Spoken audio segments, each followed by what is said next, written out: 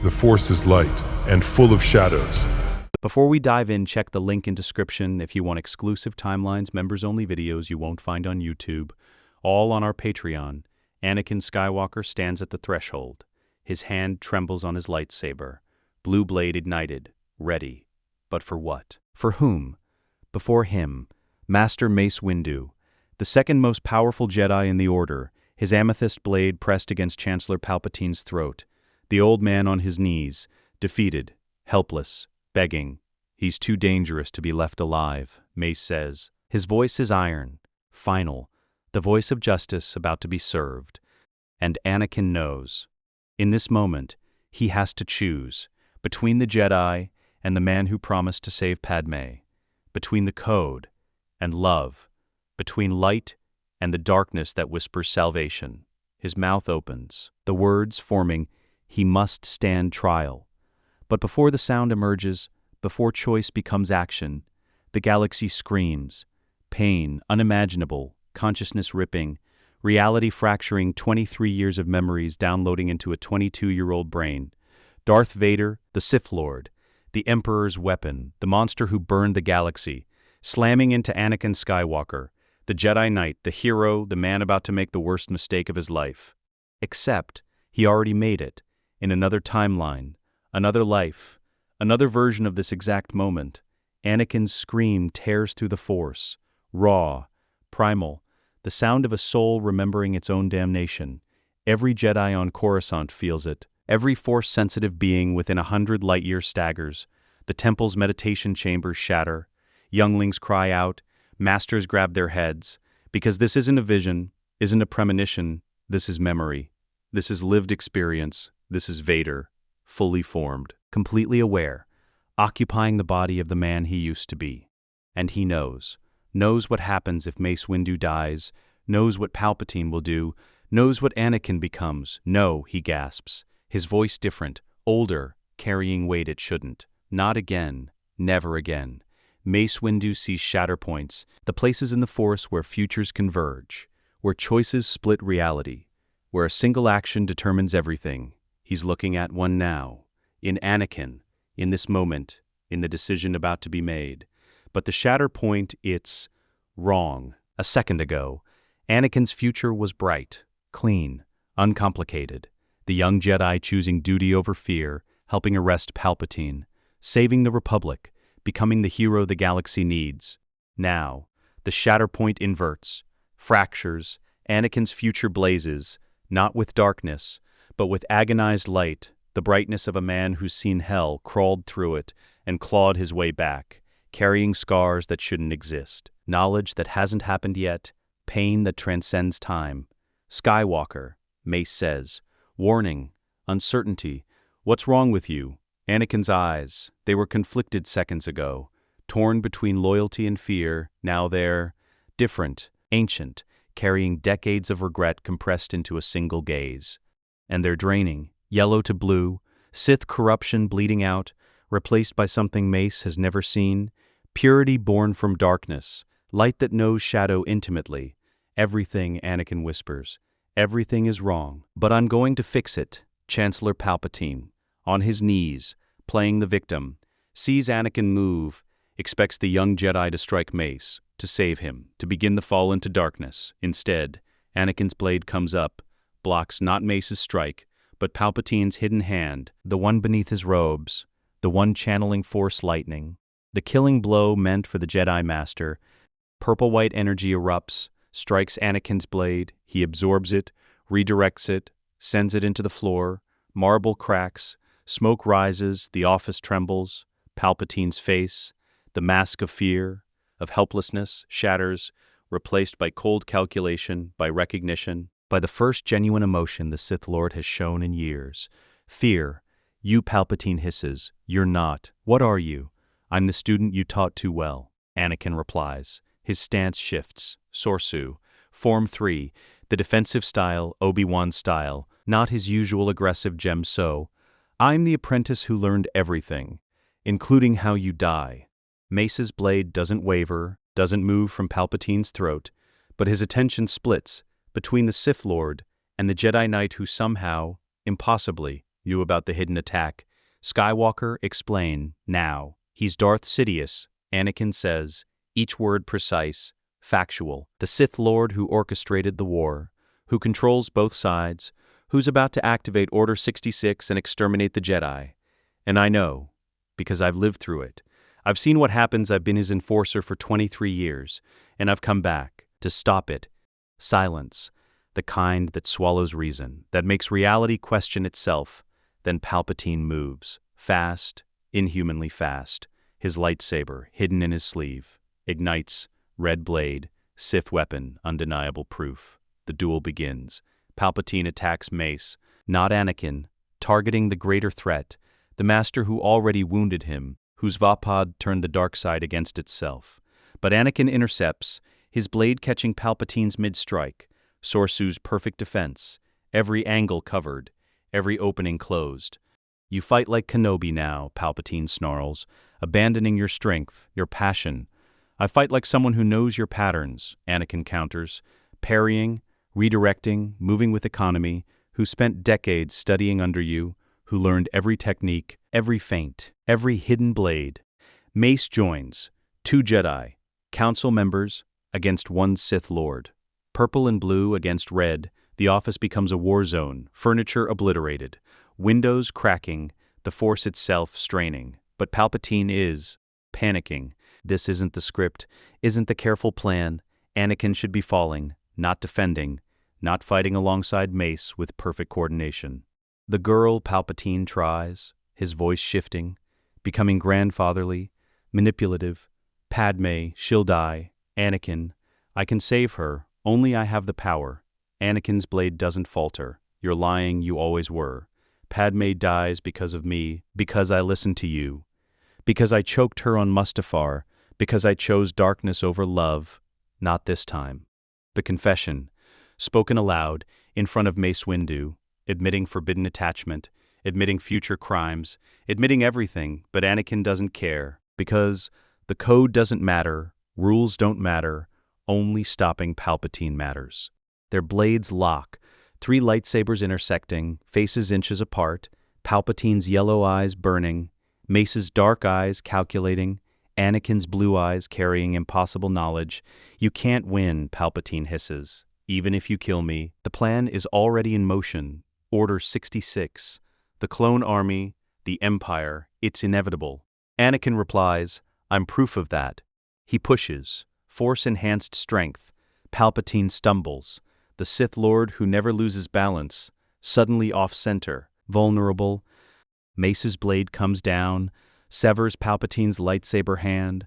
The Sith Lord screams, red blade deactivates, falls, the weapon that shouldn't exist, proof of treason, of darkness, of everything. Palpatine clutches his wrist, lightning erupts, both hands, desperation, power, rage. The office explodes, walls crack, the massive window behind the desk shatters. Coruscant's cityscape visible 1,000 meters down. If I fall, Palpatine screams, I take you with me. He leaps, backward, through the broken window, into open air, falling, but not dying, using the Force, slowing his descent, escaping, because Darth Sidious always has a contingency, always survives, always adapts. Anakin runs to the window, watches the Sith Lord disappear into Coruscant's endless depths, could pursue, could chase, could end it now, but he doesn't, because there's something more important, more urgent, more critical. Order 66 is coming. Anakin turns to Mace, the Jedi Master, standing among ruins, holding his lightsaber, staring at the young knight who just confessed to forbidden love, to future crimes, to impossible knowledge. Master Windu, Anakin says, his voice urgent, you have to get to the temple. Now Palpatine has a contingency. Inhibitor chips in the clone troopers, biological programming Order 66, he'll activate it, turn every clone against their Jedi generals simultaneously. You have maybe minutes. Get to the younglings. Protect them. Evacuate everyone you can. Mace doesn't move, doesn't lower his blade. You're telling me you're from the future, that you've lived through this before. I'm telling you I was Darth Vader, Palpatine's enforcer. I led the 501st into the temple. I murdered younglings. I burned the galaxy. And I spent 23 years drowning in darkness until my son, Luke, my son, showed me there was still light, still choice, still redemption. Then I died and woke up here, in this moment, with a chance to change everything. The words, insane, impossible, true, Mace Windu, Jedi Master, champion of the Order, believer in logic and discipline, looks at this young man, this troubled knight, this chosen one who never quite fit, and believes him. Go, Mace says, deactivating his lightsaber. Save the temple, I'll deal with Palpatine's escape. Alert the council, begin emergency protocols. Anakin runs, doesn't wait for permission, doesn't explain further, just moves. Because every second counts. Because he knows exactly how long until the first clone raises his weapon, until Cody fires on Obi-Wan, until the galaxy burns. He has 17 minutes, maybe less, to save everyone, the chosen one, finally choosing right. Mace Windu stands among the wreckage, the Chancellor's office, once a symbol of Republic authority, now a battlefield. Furniture destroyed, windows shattered, scorch marks from Force lightning painting the walls, and Anakin Skywalker, already at the communications console, fingers flying across controls, accessing emergency Republic channels, military frequencies, clone command networks. What are you doing? Mace demands. Moving closer, watching the young knight work with frantic precision. Buying time, Anakin replies. Not looking up, Palpatine will activate Order 66 the moment he reaches a secure transmission point. I can't stop him, but I can delay him, scramble frequencies, introduce static, make it harder for the signal to reach clone commanders simultaneously. His hands move, experienced, knowing exactly which systems to access, which codes to input, knowledge that shouldn't exist, that proves his impossible story. You said you led the 501st into the temple, Mace says quietly. In that other timeline, you were there, you killed. Anakin's hands freeze, just for a second, then resume. Yes, I murdered Jedi Masters, Padawans, younglings, children who trusted me, who called me Master Skywalker. I cut them down because Palpatine told me it would save Padmé, because the dark side made me believe the Jedi were evil, because I was weak, broken, lost. And now I have a second chance, and I won't waste it protecting my pride or hiding my shame. I'll confess everything, accept any punishment, face any consequence, after the Jedi are safe, after Padmé lives. This young man, carrying guilt for crimes he hasn't committed yet, for a future that may never happen, for darkness that's already been lived through. The Council will want answers, Mace says. I know. They'll question your attachment to Senator Amidala. I know. They may expel you from the Order. Anakin looks up, meets Mace's eyes. His own are clear. Certain, no conflict, no hesitation.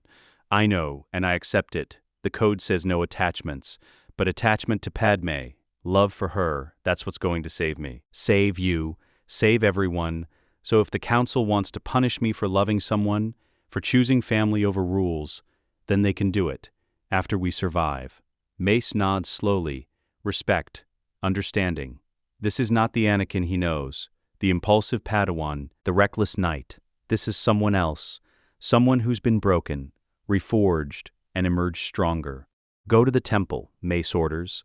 I'll handle Palpatine's political fallout. Alert the Senate, begin the investigation, you protect our people. Anakin deactivates the console, runs toward the exit, then stops. Turns back, Master Windu, thank you for trusting me, despite everything. Don't thank me yet, Skywalker. We haven't won. We've just survived the opening move. Deep in Coruscant's industrial district, a hidden facility one of dozens Darth Sidious maintains, backup locations, escape routes, contingencies upon contingencies. Palpatine arrives, his severed hand already wrapped, cauterized, the pain transformed into fuel, into rage, into power he shouldn't have lost, couldn't have lost. The plan was perfect, refined over decades. Mace Windu dies, Anakin falls, Order 66 executes. The Empire rises, but something changed, something impossible. Anakin knew about the lightning, knew about Order 66, knew about Padmé's death, knew techniques that take years to learn, fought like he'd already trained under Palpatine, already studied Sith arts, already lived a lifetime in darkness. Time travel, Palpatine mutters, testing the theory, force vision, possession. What are you, young Skywalker? The question can wait. Right now. Order 66, the contingency that eliminates the Jedi, the weapon that's been dormant in every clone's mind, waiting for activation. He approaches the holo communicator. Not a single button, but a sophisticated communication array capable of transmitting encrypted signals to clone commanders across the galaxy, each contact individually verified, each order personally confirmed. His remaining hand hovers over the controls. One transmission to Commander Cody, then Commander Bly, then Commander Gree, spreading across the galaxy, clone by clone, until every Jedi falls. But Anakin's interference, the communication scrambling, has created static, delays, imperfections in the network. Palpatine compensates, reroutes through backup channels, begins transmitting, the familiar phrase, decades in creation, the order that ends an order, execute Order 66. Anakin's ship lands on the temple platform. Unauthorized approach, emergency protocols ignored. He jumps out before the engines fully power down, runs toward the entrance. The main doors, massive, symbolic, open to allow him entry. He doesn't go through them. Instead, uses his Republic military clearance, his general's authorization, to access temple security systems, emergency lockdown protocols designed for sieges, for attacks, for scenarios the Jedi Council prayed would never come. His fingers input commands, codes that require council-level approval, that he shouldn't know, but does, because Vader learned them, memorized them, used them, security override, General Skywalker, authorization code ARIC 742-Besh, initiate temple-wide emergency lockdown, all blast doors, all shield generators, full defensive posture. The temple responds. Across every level, every corridor, every entrance, massive doors begin closing, shield generators humming to life, transparent steel barriers sliding into place. Just as the first L8 gunship appears on the horizon, carrying the 501st Legion, Anakin's troops, his brothers in war, now programmed to kill him. The temple seals. 17 seconds before Commander Fox and his men arrive, before they can enter, before Order 66 can reach the younglings inside. But the 501st doesn't retreat. Instead, they take positions outside, surrounding the temple, heavy weapons deployed, artillery positioned, preparing for siege. And inside, Jedi Masters, Knights, Padawans, younglings, staring at the sealed doors, confused, frightened, wondering why their own troops, their friends, their comrades have become their executioners. Anakin doesn't stop at defense, runs deeper into the temple, to the communication hub, the center of Jedi long-range transmissions, capable of reaching every Jedi facility, every master on deployment, every knight leading troops across the galaxy. He accesses the system, overrides security, begins recording, a message, a warning, the truth that needs to reach everyone. But first, he corrupts the Order 66 transmission itself, uses his knowledge, his general's clearance, his understanding of clone programming, to introduce a virus into the Republic military network, not deleting Order 66. That would be detected, blocked, but rewriting it, changing the command subroutine from execute all Jedi to stand down, await orders. The modification uploads, spreads through military channels, reaches some clone commanders, not all. The network is too vast, Palpatine's encryption too sophisticated, but enough to create confusion, hesitation, a 60-second window. 60 seconds for Jedi to recognize danger, to run, to survive. Then Anakin begins his broadcast, voice, image, transmitted across Republic frequencies. To every Jedi, every clone, every world, this is General Anakin Skywalker. I am speaking from the Jedi Temple on Coruscant. Order 66 has been activated. This is not a drill. This is not an error. This is a Sith plot. Chancellor Palpatine is Darth Sidious. The clone army has been compromised. Biological programming. Inhibitor chips. Every clone trooper has been turned into a weapon against the Jedi. If you're hearing this, run, hide, fight, but do not trust your troops. Do not expect loyalty. They are not themselves. The Republic has fallen. The Empire is rising. Survive. Please, just survive. The message transmits.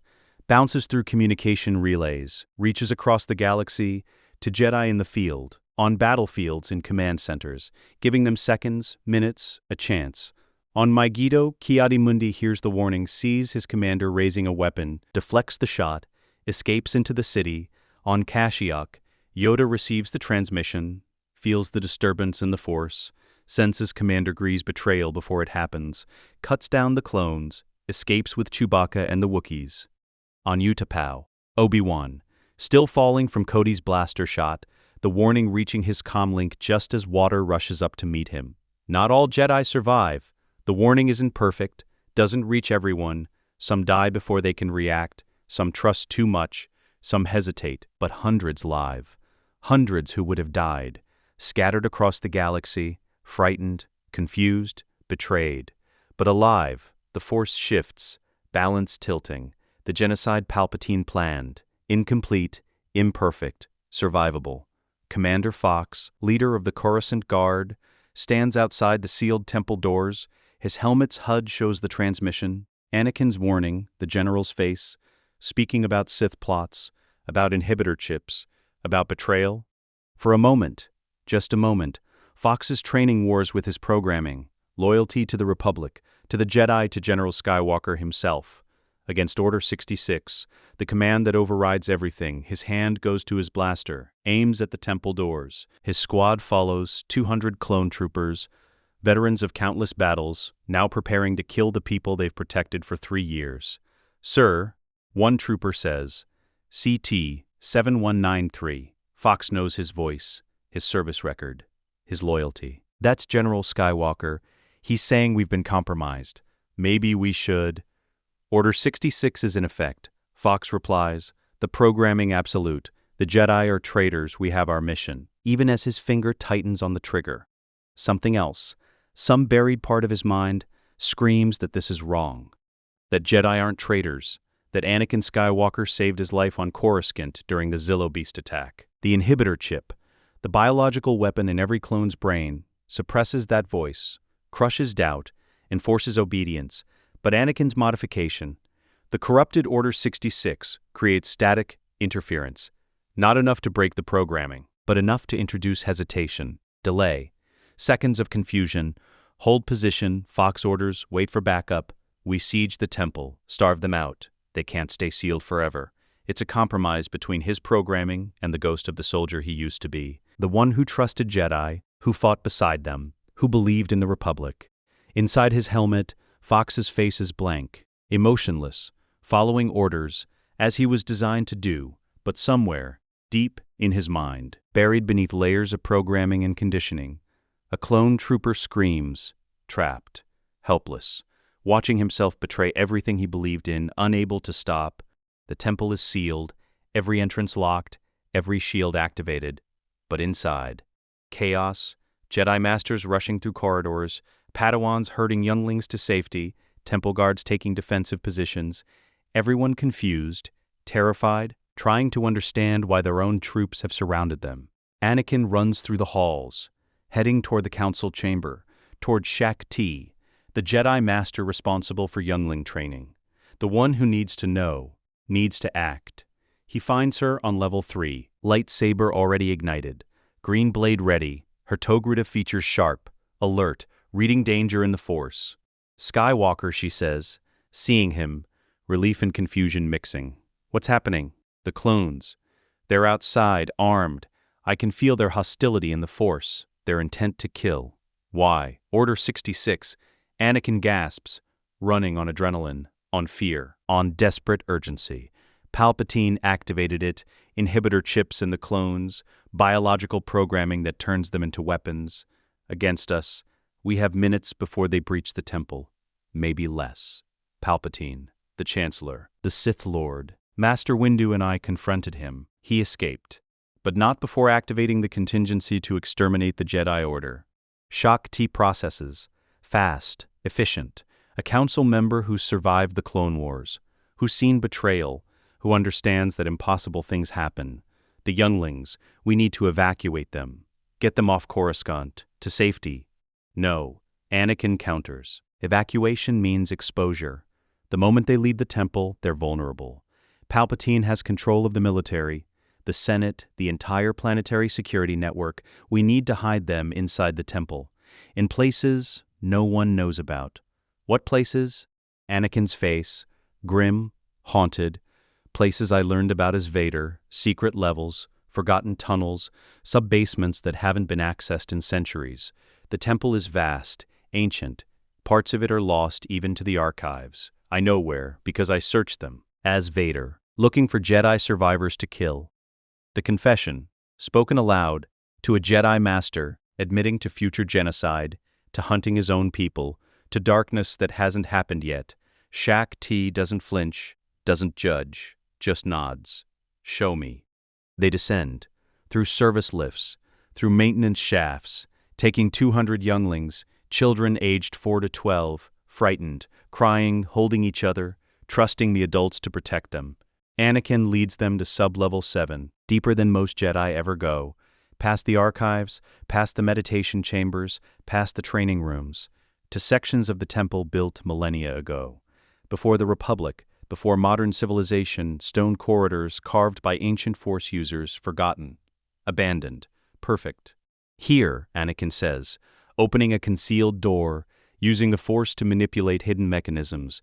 This is safe, old enough that it's not on any modern schematic, deep enough that sensor scans won't penetrate. The walls are Force-imbued. They'll mask your presence. Shaak Ti shepherds the younglings inside. The children huddle together, some crying, some trying to be brave, all terrified. A young Togruta girl, maybe 8, looks up at Anakin. Master Skywalker, are the clones really going to hurt us? Commander Fox was always nice. He showed me his helmet once. Anakin kneels, meets her eyes. His own are wet. The clones don't want to hurt you. They're being controlled by a bad person, who's making them do things they don't want to do. But you're safe here. Master Shaak Ti will protect you. And I promise, when this is over, I'll bring Commander Fox to apologize, and he'll show you his helmet again. The lie, the kindness, the hope that maybe Fox and the others can be saved, freed from the chips, restored. The girl nods, hugs a stuffed bantha, jones the other younglings. Shaak Ti activates a portable shield generator. Old tech, from the temple's emergency supplies, creates a barrier, another layer of protection. How long can they stay here, she asks. Days, weeks if necessary. There's water access, food stores, medical supplies, everything the temple keeps for sieges. And us, the knights, the masters, we fight, we hold the temple, we buy time, until help arrives, until the Senate acts, until something changes. Shaak Ti looks at him. This young knight, carrying impossible knowledge, speaking with certainty about futures that shouldn't exist. You've seen how this ends, in that other timeline. What happened to the temple? Anakin's silence is answer enough. The temple's main blast door, 6 inches of durasteel, designed to withstand siege, artillery, orbital bombardment. But outside, the 501st has brought heavy weapons, thermal cutters, plasma torches, siege equipment designed to crack separatist bunkers.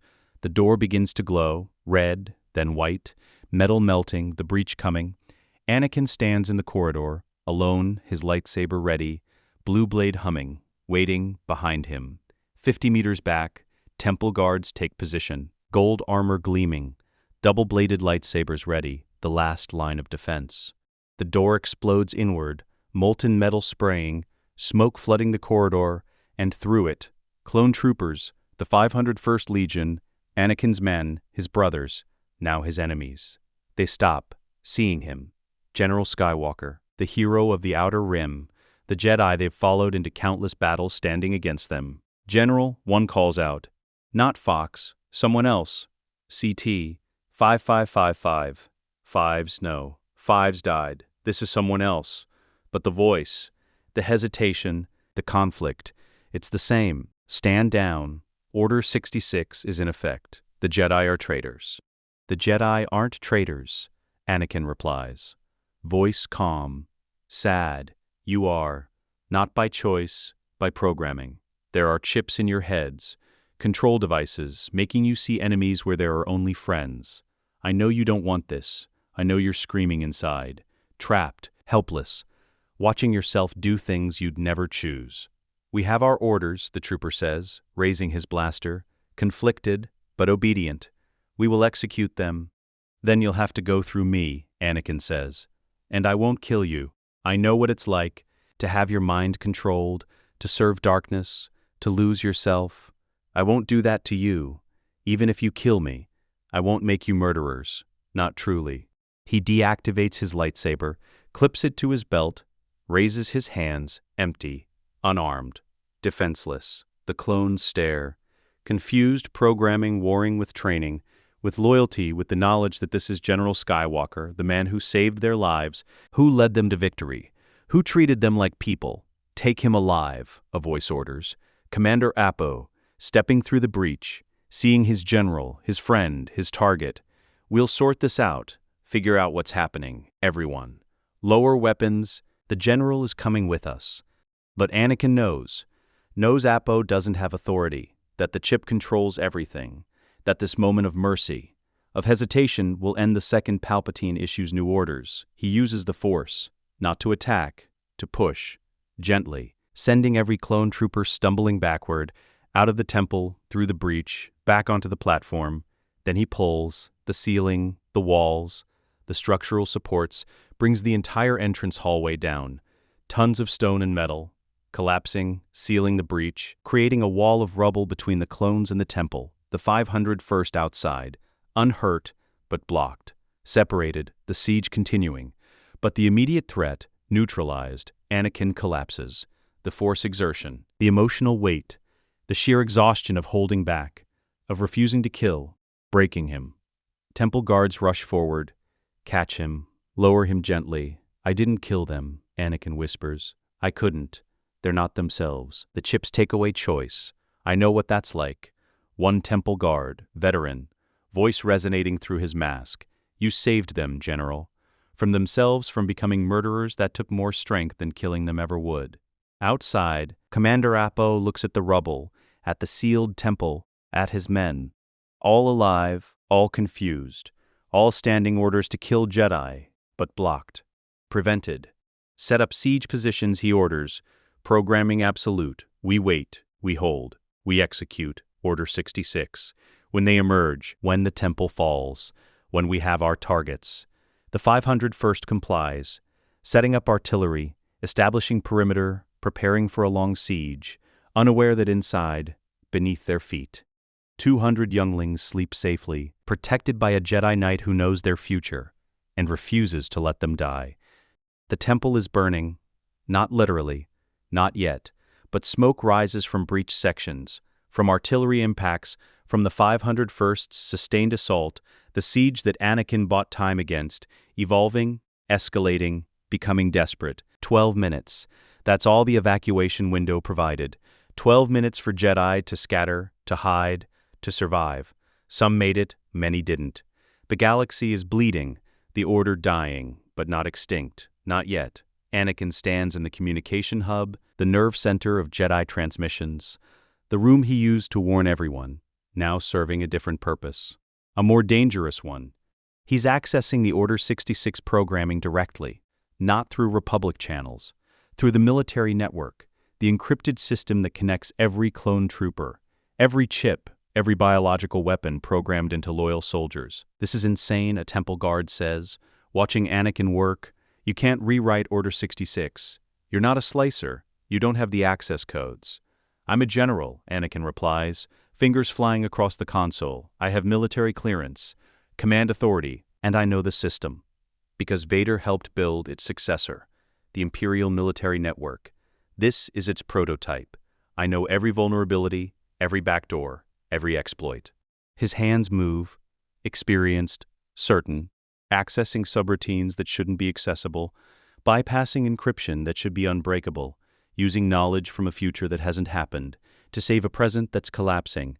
The Order 66 directive, displayed on screen, simple, elegant, evil in the event of Jedi rebellion. All clone commanders will execute their Jedi generals immediately, no hesitation, no trial, no mercy. Anakin rewrites it, not deleting, that would trigger alarms, flags, emergency protocols, instead, changing parameters, modifying conditions. Introducing contradictions that create system conflicts, the new directive reads, in the event of Jedi rebellion, all clone commanders will stand down, await further orders, contact command for verification, do not engage without explicit authorization. It's not perfect, won't reach every clone, won't override every chip, but it creates confusion, delays, a window where programming conflicts with itself, where clones hesitate. Question, remember, the upload initiates, spreading through the military network, a virus, a correction, a desperate attempt to save soldiers from themselves. Progress bar, 15%, 20, 30, each percentage point represents thousands of clones. Across hundreds of worlds, the signal reaching them, overwriting their orders, giving them back choice. On Cato Nimoidia, Plo Koon's fighter squadron receives the update. Weapons systems powered down mid-engagement. Pilots confused. Plo Koon escapes. On Felucia, Ayla Secura's squad hesitates. Fingers on triggers, programming warring with the modified directive. She senses the danger. Runs. Survives. On Salukami, Stas Ali receives seconds of warning. Her Bayark speeders escorts delay. She accelerates, escapes into the wilderness. Not everyone. Not even half. But hundreds. Jedi who should die, don't. The genocide Palpatine designed. Incomplete. 60%, 70. The upload continuing. Each second precious, each percentage point life itself. Then alarms scream. The system. Recognizing the intrusion, Palpatine's contingencies activating. Countermeasures deploying, trying to shut down the upload. To restore the original Order 66, to complete the extermination, Anakin fights back. Digital warfare, his general's clearance against Sith encryption, Republic military codes against Palpatine's override, a battle of access levels, of authorization, of knowledge, 85%, 90, almost there, almost enough, almost. The door explodes. Darth Sidious enters the communication hub, not as the wounded Chancellor, as the Sith Lord, fully revealed, black robes, yellow eyes, face twisted by decades of dark side corruption, power radiating, killing intent absolute. You, he hisses, seeing Anakin, you presumed to corrupt my design, to interfere with my grand plan, to save Jedi who deserve nothing but death. Lightning erupts, both hands, purple-white energy that turns air to plasma, that carbonizes flesh, that kills instantly. Anakin's lightsaber is already moving, blue blade catching the lightning, absorbing it, the force technique he learned as Vader. Tudaminis, redirecting energy, surviving what should kill, but the power, the sheer magnitude, drives him backward, his boots sliding across the floor, metal smoking, the lightning sustained, unrelenting, Palpatine pouring decades of rage into this attack. You think you can change fate? Palpatine screams. You think you can save them? I am inevitable. I am the dark side made manifest. I am the end of the Jedi. Anakin's barrier cracks, energy bleeding through, burning his hands, his arms, his chest, pain, overwhelming, but he holds. Because behind him, the upload continues, 95%, 98. Just seconds more, you're nothing, Anakin gasps. Just an old man who thinks power equals control, who believes fear creates loyalty, who will die alone, forgotten, unmourned, because that's what the dark side offers. Emptiness, forever. 99%. The upload completes. The modified Order 66, spreading across the galaxy, reaching the clones, giving them confusion, hesitation, choice. Anakin's barrier shatters. Lightning strikes him fully. He screams, falls, his body convulsing. Nerves firing, muscles seizing, the dark side eating him alive. Palpatine approaches, lightsaber igniting, red blade, ready to finish, to kill, to eliminate the threat who knows too much, who changed too much, who interfered. Then Shaak Ti crashes through the window, lightsaber leading, green blade intercepting red. Her Togruta features fierce, determined, a Jedi Master saving a knight who saved younglings. Run, she shouts to Anakin. I'll hold him, you've done enough. Go. But Anakin can't run, can't stand, can't move. His body is broken, burned. The lightning damaged too much, paralyzed him, left him helpless. Shaak Ti duels Palpatine, her Ataru against his Juyo. Acrobatic, aggressive, but outmatched, Palpatine is stronger, faster, more experienced, the most powerful Sith in 1,000 years, against a Jedi Master who's exhausted, frightened, desperate. He toys with her, lets her attack, then counters, his blade slashing, cutting her shoulder. Not deep, not fatal, just painful, a demonstration, a message. "You cannot stop me," Palpatine says. "None of you can. The Jedi are finished. The Republic is mine, and soon, very soon, the galaxy will kneel before the Empire." He raises his hand, lightning gathering, the killing blow, aimed at Anakin, the real threat, the one who knows the future, who changed fate, who must die. "No," Shakti lunges, putting herself between them, taking the lightning meant for Anakin, her body seizing, screaming, dying, but not yet, not completely, using her last strength, her last conscious moment, to force-push Anakin, sending him sliding across the floor, through the door, out of the communication hub, away from Palpatine, to safety. Palpatine could pursue, could finish them, but temple guards are arriving, reinforcements coming, and he's already accomplished enough, already escaped, already activated his plan. He deactivates his lightsaber, looks at Shakti, dying on the floor. "Tell your order, tell the survivors. The Empire is coming, and there is no escape, no hope, no future, only submission or death." He walks away, leaving her broken, leaving Anakin unconscious, leaving the temple burning, outside, in the galaxy, across 1,000 worlds. Order 66 continues, modified, corrupted, imperfect, but continuing. Jedi die by hundreds, the Order bleeding, collapsing, scattering, but not exterminated, not extinct, because Anakin Skywalker, Jedi Knight, former Sith Lord, changed the code, bought time, saved lives, and proved that even Palpatine's perfect plans can be disrupted, can be challenged, can be broken by someone who's lived through darkness and chosen light. Obi-Wan Kenobi surfaces from the water gasping, his lungs burn, his robes are soaked, his lightsaber is still clipped to his belt. Through sheer luck and the Force's intervention, Commander Cody's blaster bolt missed him. Barely. The shot went wide by centimeters, enough for Obi-Wan to fall 100 meters into darkness, into water, into survival.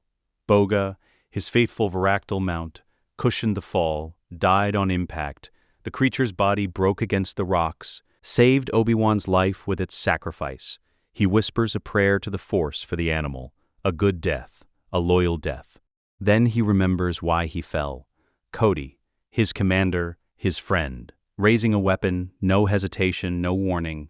Just the cold efficiency of execution. He grabs desperately for the Force, uses every technique, every discipline, slows his descent, not stopping, just enough, reducing the impact from fatal to survivable. Hits the water, hard, bones jarring, vision graying, but alive. Obi-Wan clings to a rocky outcropping, catches his breath, checks his comb link because he swears he heard something. A voice, familiar, desperate. The message plays again, static-laced but clear. "This is General Anakin Skywalker. Order 66 is a Sith plot. The Chancellor is Darth Sidious. The clones are compromised. If you're hearing this, run." About the Chancellor, about betrayal, about clones turning on their generals. Which means either Anakin has lost his mind completely, or everything Obi-Wan suspected, everything the Council dismissed as impossible, is true. His hands shake, not from cold, from terror. If Palpatine is Sidious, if Order 66 is real, then Anakin is in danger. The Temple is in danger. He has to get back to Coruscant, now. Obi-Wan climbs out of the sinkhole, his body screams, bruised ribs, strained muscles, but functional. He's endured worse, survived worse. This is just another mission gone wrong.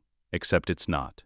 This is the end of everything. He makes his way to a hidden Republic outpost, small, automated, used for emergency communications and supply drops. The door recognizes his biometrics, opens. He's inside. The pilot, a non-clone Republic officer, looks up startled. "General Kenobi, we heard you were killed." "I need a ship," Obi-Wan interrupts. His voice is harder than he intends. "Immediate departure, no questions." The officer, young, frightened, nods, points to a small courier vessel, fast, hyperspace capable, meant for urgent diplomatic missions. It'll do. Obi-Wan boards. Runs pre-flight. His hands move on autopilot. Decades of training taking over. Engine ignition, repulsor lift activation, atmospheric thrusters. The ship lifts. As soon as they break atmosphere, as soon as they're clear of Utapau's gravity well, he opens a secure channel to the temple. Emergency frequency. Council-level encryption, the kind used for urgent communications during wartime. He expects Yoda to answer, or Mace, or any master. Anakin's face appears on the screen. The young man looks haunted. Blood on his robes, not his own. His eyes are red-rimmed, from crying or exhaustion or both. Smoke curls behind him. Emergency lighting flickers. The sound of distant blaster fire echoes through the transmission. But when Anakin sees Obi-Wan, when those blue eyes lock onto him through the hologram, his face breaks. Relief, pure, overwhelming, the expression of a man who expected everyone he loved to die. Master, Anakin breathes. His voice cracks. You're alive. Yes, Obi-Wan replies, trying to sound calm despite the chaos visible behind his former Padawan. No thanks to my own troops. Anakin, what's happening? Your message was true. All of it. Anakin's voice steadies, becomes mechanical, like he's reciting a mission report. The Chancellor is Darth Sidious. He activated Order 66 to kill the Jedi. Mace Windu confronted him. I stopped the Chancellor from killing Mace, but I wasn't fast enough to prevent the activation.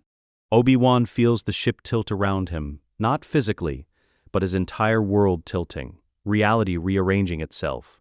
You fought the Chancellor, he says slowly, processing, and you're telling me he's a Sith Lord. I'm telling you I've seen what happens if we don't stop him. There's something in Anakin's tone, something ancient and broken. Master, I need you to trust me. Don't come back to Coruscant yet. It's not safe. Palpatine will be looking for you. Where should I go? Padmé. The name comes out immediately, without hesitation.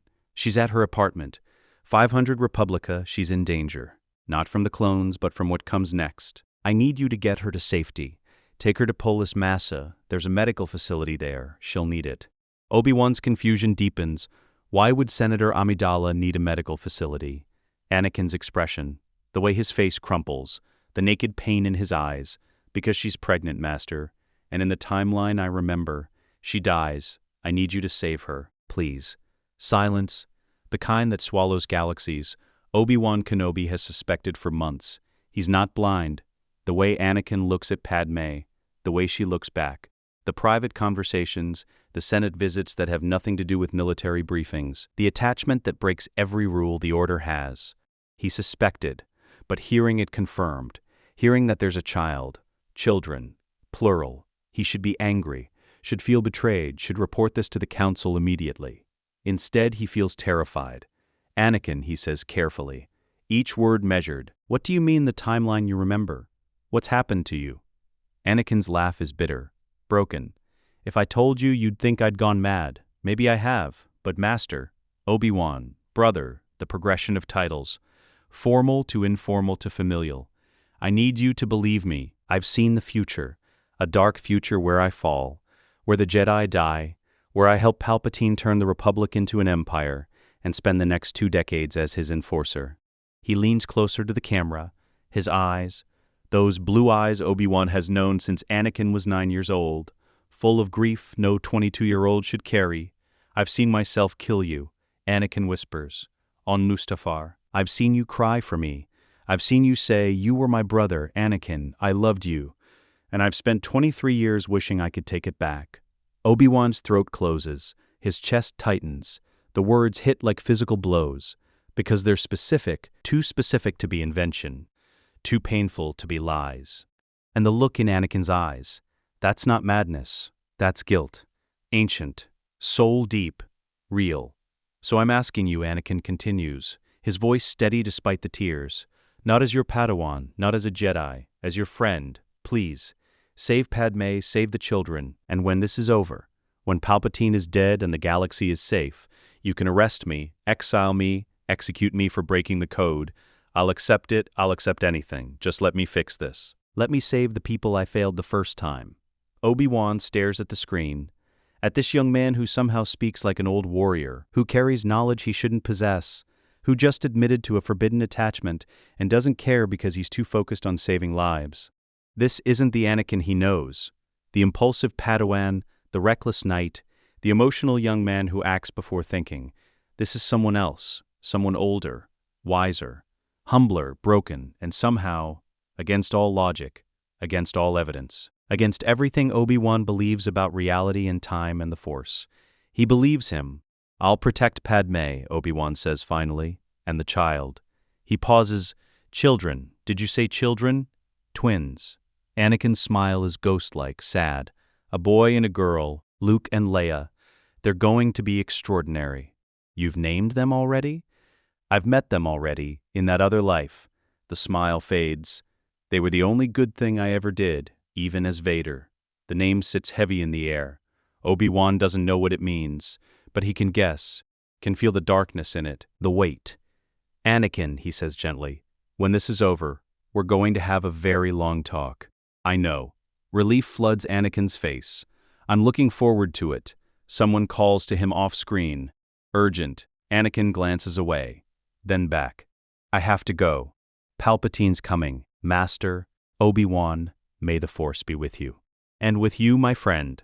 The transmission ends. Obi-Wan sits in the pilot's chair, staring at the blank screen, trying to process what just happened, trying to understand how the galaxy turned upside down in a single conversation. Then he sets course for Coruscant, for Padmé's apartment, for the woman carrying his former Padawan's children, for the future that needs protecting.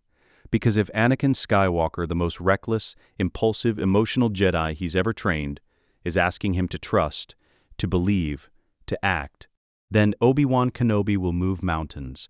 Senator Padmé Amidala sits by her window, hand resting on the small swell of her belly. The babies kick, twins. The medical scan confirmed it 3 days ago. She'd been planning to tell Anakin tonight, before everything exploded into chaos. The news holos play on every screen, Chancellor Palpatine declaring the Jedi traitors, announcing emergency martial law, reorganizing the Republic, the Senate in chaos, delegates shouting, accusations flying, and smoke rising from the Temple District, thick, black, the kind that comes from burning buildings, from battle, from death. Her comlink chimes, the secure frequency, the one only Anakin knows. She fumbles for it, activates it. Ani, Padmé. The voice is his, but different. Older, sadder, carrying weight she doesn't recognize. Like someone aged decades in hours. "I need you to listen very carefully," he says, "and I need you to forgive me for what I'm about to tell you." Her hand moves instinctively to her stomach. Protective, maternal. "What's wrong? Are you hurt?"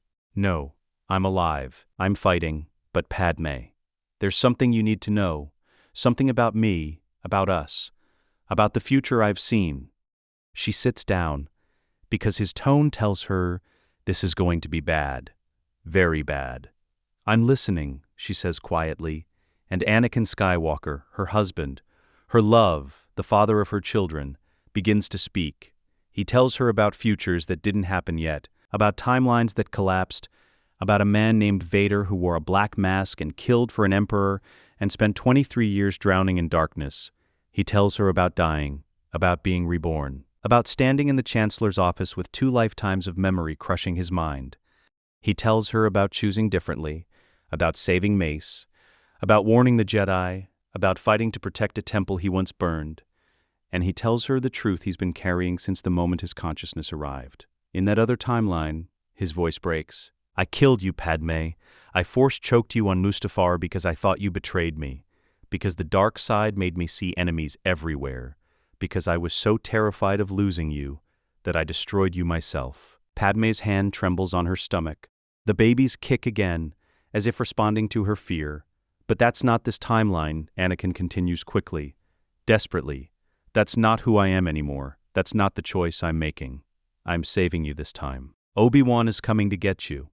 He's going to take you somewhere safe, somewhere the war can't touch you, somewhere our children can be born without darkness. Our children." He knows. Somehow he knows. "How long have you known?" she whispers. "I've always known. In that other life, I just wasn't there to see them born, to hold them, to be their father, but this time I will be. I promise. Padmé closes her eyes, tears stream down her face. She doesn't know if she believes in time travel, in alternate futures, in consciousness transplanting across realities. But she believes in Anakin, in the pain in his voice, in the desperation to save her, in the love that transcends timelines. Come back to me, she says. Whatever you're planning, whatever fight you're in, survive it. These babies need a father. I will, he promises. I'll try my best. It's not the promise she wanted, but it's the only one he can give. The comlink goes silent, and Padmé Amidala, senator, wife, mother-to-be, sits in her apartment watching Coruscant burn, waiting for Obi-Wan Kenobi to arrive, praying that Anakin Skywalker keeps his promise. The comlink sits in Padmé's hand, silent now, but the words still echo, reverberate through her mind like shock waves that won't stop. I killed you. 4 syllables, past tense, spoken as confession, as warning, as the foundation of everything Anakin just told her. She stands, moves to the window. Coruscant spreads beneath her, the city planet she's called home for a decade. Millions of lights, billions of beings, all unaware that their republic is dying, that the galaxy is fracturing, that the man they trusted most is a Sith Lord. Her reflection stares back at her in the transparisteel, Senator Amidala, composed, professional, the mask she wears in the Senate, but beneath it, Padmé, just Padmé, terrified, pregnant, trying to process the impossible.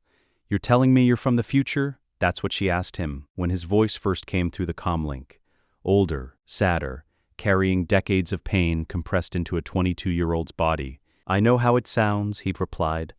I know you have no reason to believe me. But Padmé, I don't have time to convince you gently. Then he told her everything, the visions that became memories, the moment in the Chancellor's office when his consciousness arrived, the timeline where he betrayed Mace Windu, where he led the 501st into the temple, where he murdered children and called it order, where he became Darth Vader. The name sits in her mind like poison. Dark, heavy, wrong. Not Anakin, never Anakin, but also, somehow, inevitably Anakin, the man he could become if he chose darkness over light, power over love. In 48 hours, you're going into early labor, he'd said, his voice clinical, distant, like reading a medical report on someone else's death. There will be complications, a cardiac event, fetal maternal hemorrhage. The droids won't catch it in time. You'll deliver the twins, then your heart will stop. Her hand moves to her stomach, the baby's kick. Strong, healthy, alive. How do you know this? She'd whispered. Because I caused it. The words broke him. She heard it. The way his voice shattered, the way he choked on the confession. I choked you, Padmé, on Mustafar. I was so consumed by the dark side, so terrified of losing you, that I hurt you. You lost the will to live. The droids said you died of a broken heart, but it was me. I killed you. I killed the only person who ever loved me unconditionally. Padmé doesn't believe in time travel, doesn't believe consciousness can jump between realities, doesn't believe the Force can rewrite fate. But she believes in pain, in guilt, in the kind of anguish that can't be faked. And Anakin's voice carried all of it. Every syllable weighted with regret so profound it transcended explanation.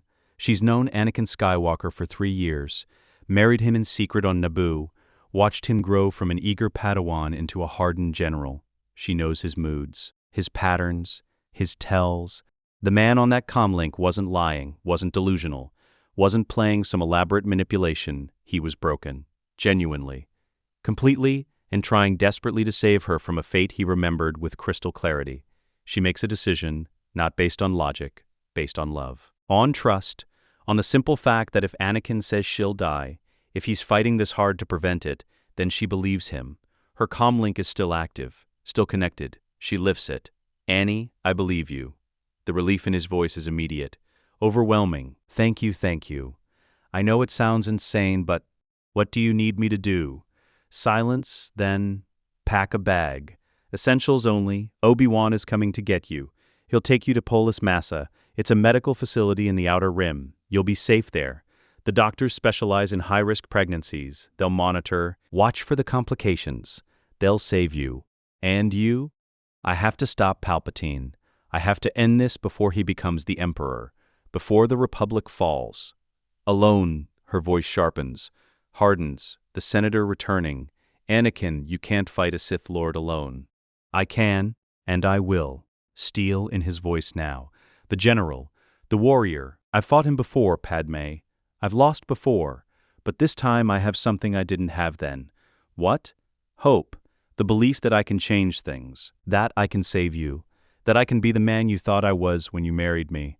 Tears blur her vision, she blinks them away. Needs to see clearly, needs to focus. You've always been that man, Ani. Even in this other timeline you're describing. Even as this Vader, you came back. You saved your son. Doesn't that count for something? It counts for everything, he says softly. It's why I'm here.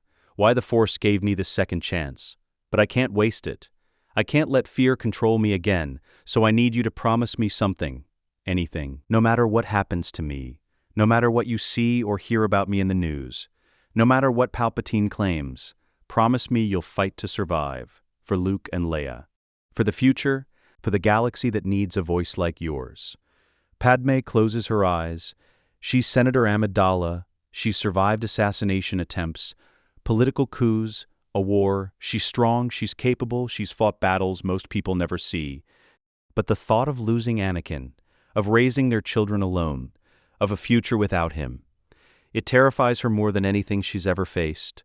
I promise, she whispers, but you have to promise me something too. What? Come back to me. Don't sacrifice yourself trying to fix everything. Don't become so focused on saving everyone else that you forget to save yourself. These babies need a father, Anakin. I need a husband. So whatever you're planning, whatever grand heroic gesture you think you need to make, survive it. A long pause. She can hear chaos in the background. Blaster fire, explosions, screams. He's in the middle of a battlefield and talking to her instead of focusing on survival. Because she matters more.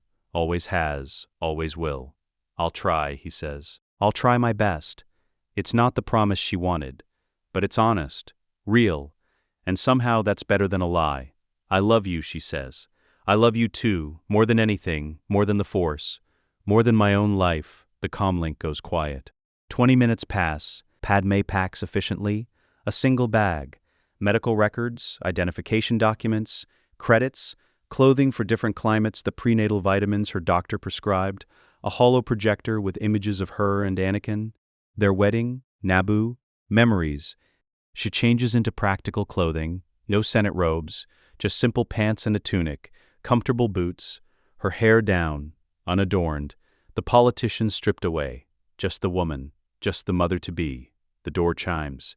She approaches carefully, checks the security feed, sees Obi-Wan Kenobi standing outside, dripping wet, exhausted, his Jedi robes torn and singed, blood on his face from a cut above his eyebrow. She opens the door. Senator, he says formally. Then softer, Padmé, we need to leave. Now. She doesn't argue, doesn't ask questions, just grabs her bag and follows him. They move quickly through the corridors. The building is chaos. Residents watching news feeds in horror, security personnel receiving conflicting orders. No one pays attention to a Jedi and a woman in civilian clothes. Obi-Wan's ship waits on the landing platform.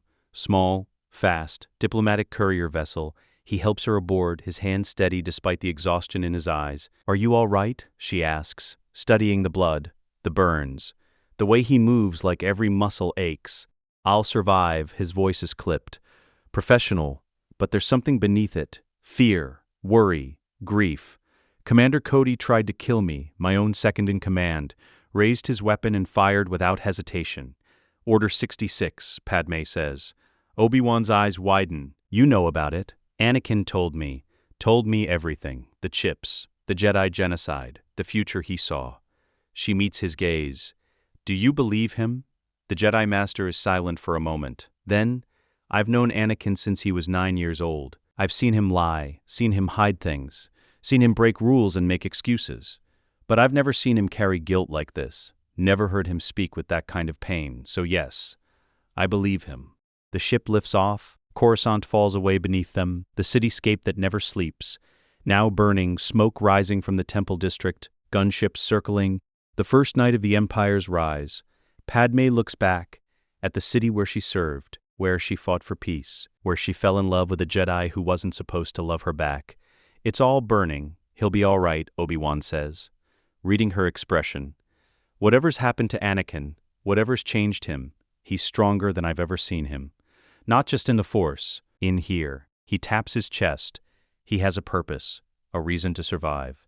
Padmé's hand moves to her stomach, to the 2 tiny lives growing there, the children Anakin already named, already knows, already loves, with the desperate intensity of a man who watched them grow up once and lost them. "He has 3 reasons," she whispers. Obi-Wan glances at her stomach. Understanding dawns. "Twins." She nods. "Luke and Leia, he told you." "He did." Obi-Wan's expression softens. "I should be angry. He broke the code. Violated his vows, but all I feel is relieved that he has something worth fighting for beyond duty." The ship enters hyperspace. The stars stretch, Coruscant disappears, and Padmé is carried away from the battle, away from the man she loves who's fighting a monster alone. She closes her eyes, rests her hand on her belly, feels the baby's kick. "Stay alive, Ani," she whispers to the void. "Please, just stay alive." Padmé's apartment, empty now, silent, the news feed still playing on muted screens, showing the Senate in chaos. Palpatine declaring emergency powers, the beginning of something terrible. In the meditation room, the small chamber Padmé uses for private reflection, for morning prayers to Naboo's ancient gods, for moments of peace in a life consumed by politics, a shadow moves. Not a person, a machine, small, no bigger than a probe droid, spherical, black, covered in sensor arrays and recording equipment, a surveillance device, military-grade, the kind used by intelligence agencies, by spies, by those who need to watch without being seen. The droid placed weeks ago, during routine maintenance, one of Palpatine's 1,000 contingencies, hidden among legitimate security systems. Watching, waiting, recording. It's been there for hours, hidden in the meditation room's ventilation shaft, cloaked, recording, listening. It deactivates its concealment field, hovers into the open space, its optical sensors scan the empty apartment, confirming the targets are gone. Then it transmits, not a live feed, a compressed data packet, everything it recorded, every word of Anakin's conversation with Padmé, every detail of Obi-Wan's arrival, every moment of their escape.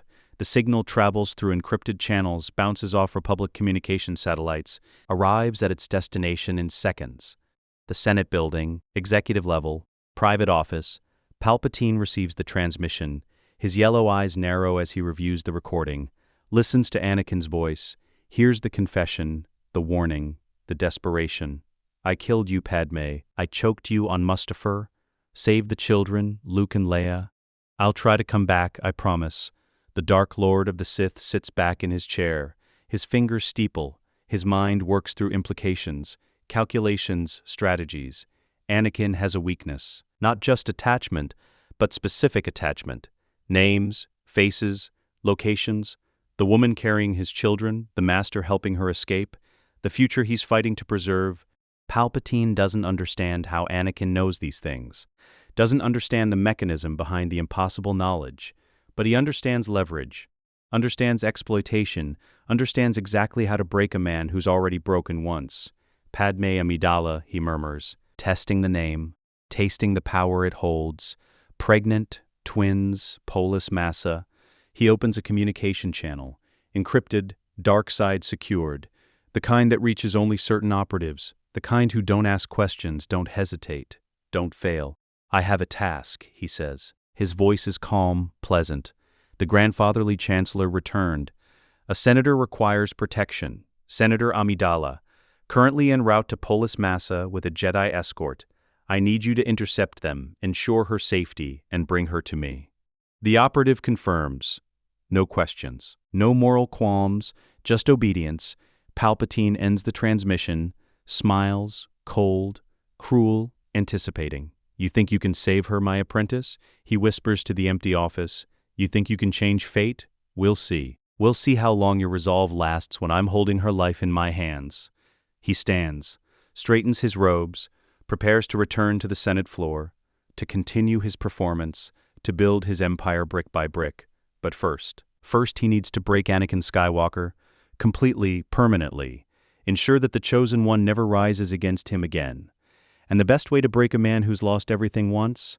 Make him lose it all again. Anakin Skywalker stands in the ruins of the room he just saved, the communication array, damaged but functional, sparking consoles, shattered view screens, scorch marks from Palpatine's lightning still smoking on the walls. But the broadcast system works. The galaxy-wide network the Jedi use for coordination, for emergency protocols, for reaching every Republic world simultaneously. He's already used it once, to warn the Jedi, to corrupt Order 66, to buy time. Now he's going to use it again, for something more dangerous, more permanent, more irreversible. He's going to tell the Senate the truth. His hands move across the controls, rerouting power, bypassing damaged circuits, redirecting the signal not just to Jedi facilities but to the Senate building itself, to every delegate's personal comlink, to the public feeds, to the news networks that broadcast across Coruscant. If he does this, there's no going back, no hiding, no pretending to be a loyal Jedi who made a mistake. He's declaring war on the Chancellor, on the Sith, on the system that allowed darkness to fester for decades. His reflection stares back at him in a broken monitor, blood-streaked, exhausted, blue eyes that carry too much knowledge, too much guilt, too much weight. Do it, he tells himself. You've already burned every bridge. Might as well make it count. He activates a recording device, personal comlink, Jedi protocol for dangerous missions, creating evidence, documentation, proof. Then he activates the transmission. The signal reaches every comlink in the Senate building simultaneously. Emergency override, impossible to ignore, impossible to block. Every delegate, every aide, every security officer, every droid, all hearing the same voice. My name is Jedi Knight Anakin Skywalker. His voice is steady, clear, the voice of a general who's briefed senators 100 times before. I am speaking to you from the Jedi Temple on Coruscant. What I'm about to tell you will sound impossible. You will want to dismiss it as lies or madness. But I ask you to listen, because the Republic is in danger, and the threat comes from within. He pauses, lets the weight settle, knows he has seconds before someone cuts the feed, before Palpatine's people react. Chancellor Palpatine is a Sith Lord. His true identity is Darth Sidious. He has manipulated this war from both sides, orchestrated the clone army, controlled the separatist leadership, and tonight he activated a secret protocol, Order 66, designed to exterminate the Jedi Order. Silence, across the Senate, across Coruscant. Millions of beings processing words that don't make sense, that shatter their understanding of reality. I know how this sounds, Anakin continues. I know you've trusted him, followed him, given him emergency powers believing he would restore peace. But I have evidence. Master Mace Windu confronted Palpatine in his office 3 hours ago. I was there. I witnessed him use Sith lightning. I fought him. I recorded everything on my personal comlink standard Jedi combat documentation protocol. He uploads files to the broadcast. The recording from his comlink, fragmented, showing Force lightning, showing the lightsaber duel, showing Palpatine's face twisted in rage, yellow eyes, darkness made manifest. I am uploading this recording to the Senate archives, along with evidence of Sith artifacts recovered from his private quarters, ancient texts, holocrons, items that have no place in a chancellor's office unless that chancellor serves the dark side. The files transmit, spreading through the Senate network, impossible to delete fast enough, impossible to suppress, before thousands see them. I am calling for an emergency Senate session, Anakin says, his voice hardening. I am calling for the immediate suspension of Chancellor Palpatine's authority. I am calling for a full investigation into his activities during this war. And I am asking you, senators, delegates, representatives of 1,000 worlds, to remember why you serve, to remember that the Republic was built on truth, on justice, on the rule of law. He leans closer to the camera, lets them see his face, the exhaustion, the determination, the young Jedi Knight who just chose the galaxy over his own safety. Don't let him turn our Republic into his empire. Don't let this moment pass into history as the day democracy died. Stand up, fight back, and prove that the Republic is worth saving. The transmission ends. Anakin collapses against the console. His hands shake. His chest heaves. He just committed treason, or heroism, depending on who wins. Outside the hub, Shakti appears in the doorway, her eyes wide, impressed, terrified, injured from her encounter with Palpatine but alive. "That was either the bravest thing I've ever seen," she says quietly, "or the most foolish." "Maybe both," Anakin replies, "but it needed to be said. The Senate will erupt, you know that. Good. Let them erupt. Let them argue. Let them fight. As long as they're not blindly following Palpatine into darkness." Bail Organa of Alderaan sits at his desk, processing what he just heard, the broadcast still echoing in his mind. Anakin Skywalker's voice calm, direct, accusing the Chancellor of being a Sith Lord. It's insane, impossible, political suicide. And yet, Bail has suspected for years, not that Palpatine was a Sith, that would be too fantastical, but that something was wrong, that the emergency powers never got returned, that the war conveniently continued despite opportunities for peace, that every crisis somehow strengthened the Chancellor's position. He's watched Palpatine maneuver, manipulate, build a cult of personality while dismantling the checks and balances that protected the Republic. And now a Jedi Knight, one of the heroes of the Clone Wars, is openly accusing him. With evidence, with recordings, with artifacts, Bail stands, makes a decision, the kind that defines a life, that separates history's heroes from its footnotes. He activates his comlink, secure channel, encrypted. "Mon Mothma, did you receive the broadcast?" "I did." Her voice is tight, controlled, the senator from Chandrila who's always been too perceptive, too unwilling to look away from uncomfortable truths. "Bail, if this is real, it's real. I've suspected for too long, ignored too many warnings. But this changes everything. What do you want to do? What we should have done years ago.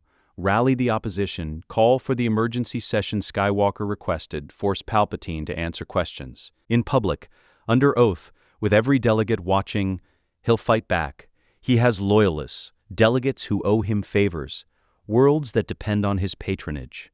Then we fight harder. Bail's voice steadies, becomes the voice of leadership, of revolution. Mon, this is the moment, the one we've been waiting for. When the mask slips, when the darkness shows itself, we can pretend we didn't see it, or we can stand up and do what's right. A pause. Then, "I'm with you. What do you need?" Contact everyone, the delegation of 2000, the moderates, anyone who's ever questioned the Chancellor's expansion of power. Tell them to watch the evidence. Tell them to meet us on the Senate floor. Tell them that history is being written tonight, and they get to choose which side they're on. Within an hour, the Senate chamber is packed, not just delegates, but aides, security personnel, journalists, every being who can claim legitimate access, flooding into the massive circular arena. The pods float in their designated positions. But instead of order, there's chaos. Delegates shouting across the chamber, some demanding Palpatine's arrest, others calling Skywalker a traitor, the Rhodian delegation arguing with the Bothans, the Kaminoans conferring quietly with the Munes. Bail Organa stands in the Alderaan pod, Mon Mothma beside him in the Chandrila pod one level up. They've coordinated, gathered allies, prepared statements. "Senators," Bail's voice cuts through the noise, amplified by the chamber's acoustics. "We are here to discuss credible accusations against the Supreme Chancellor, accusations supported by evidence. We must conduct a thorough investigation." "Lies," a voice from across the chamber.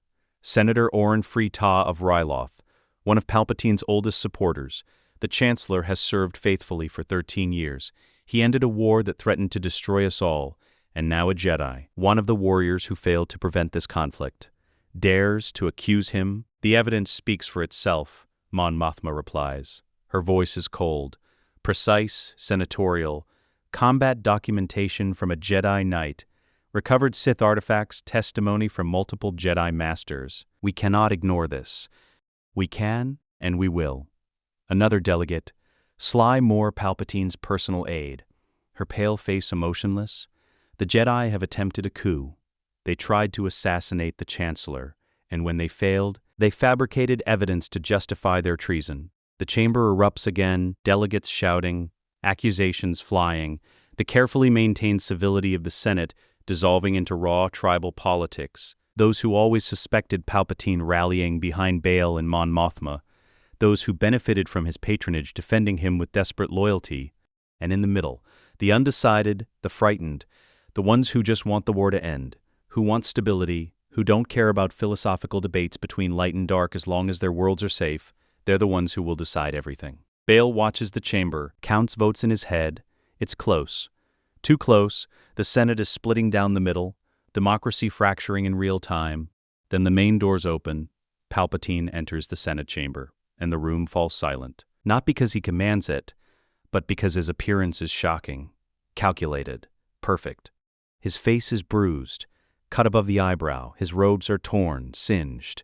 He moves slowly, like an old man who's been attacked, who barely survived, who needs support from the Red Guard flanking him. He's not the powerful chancellor anymore.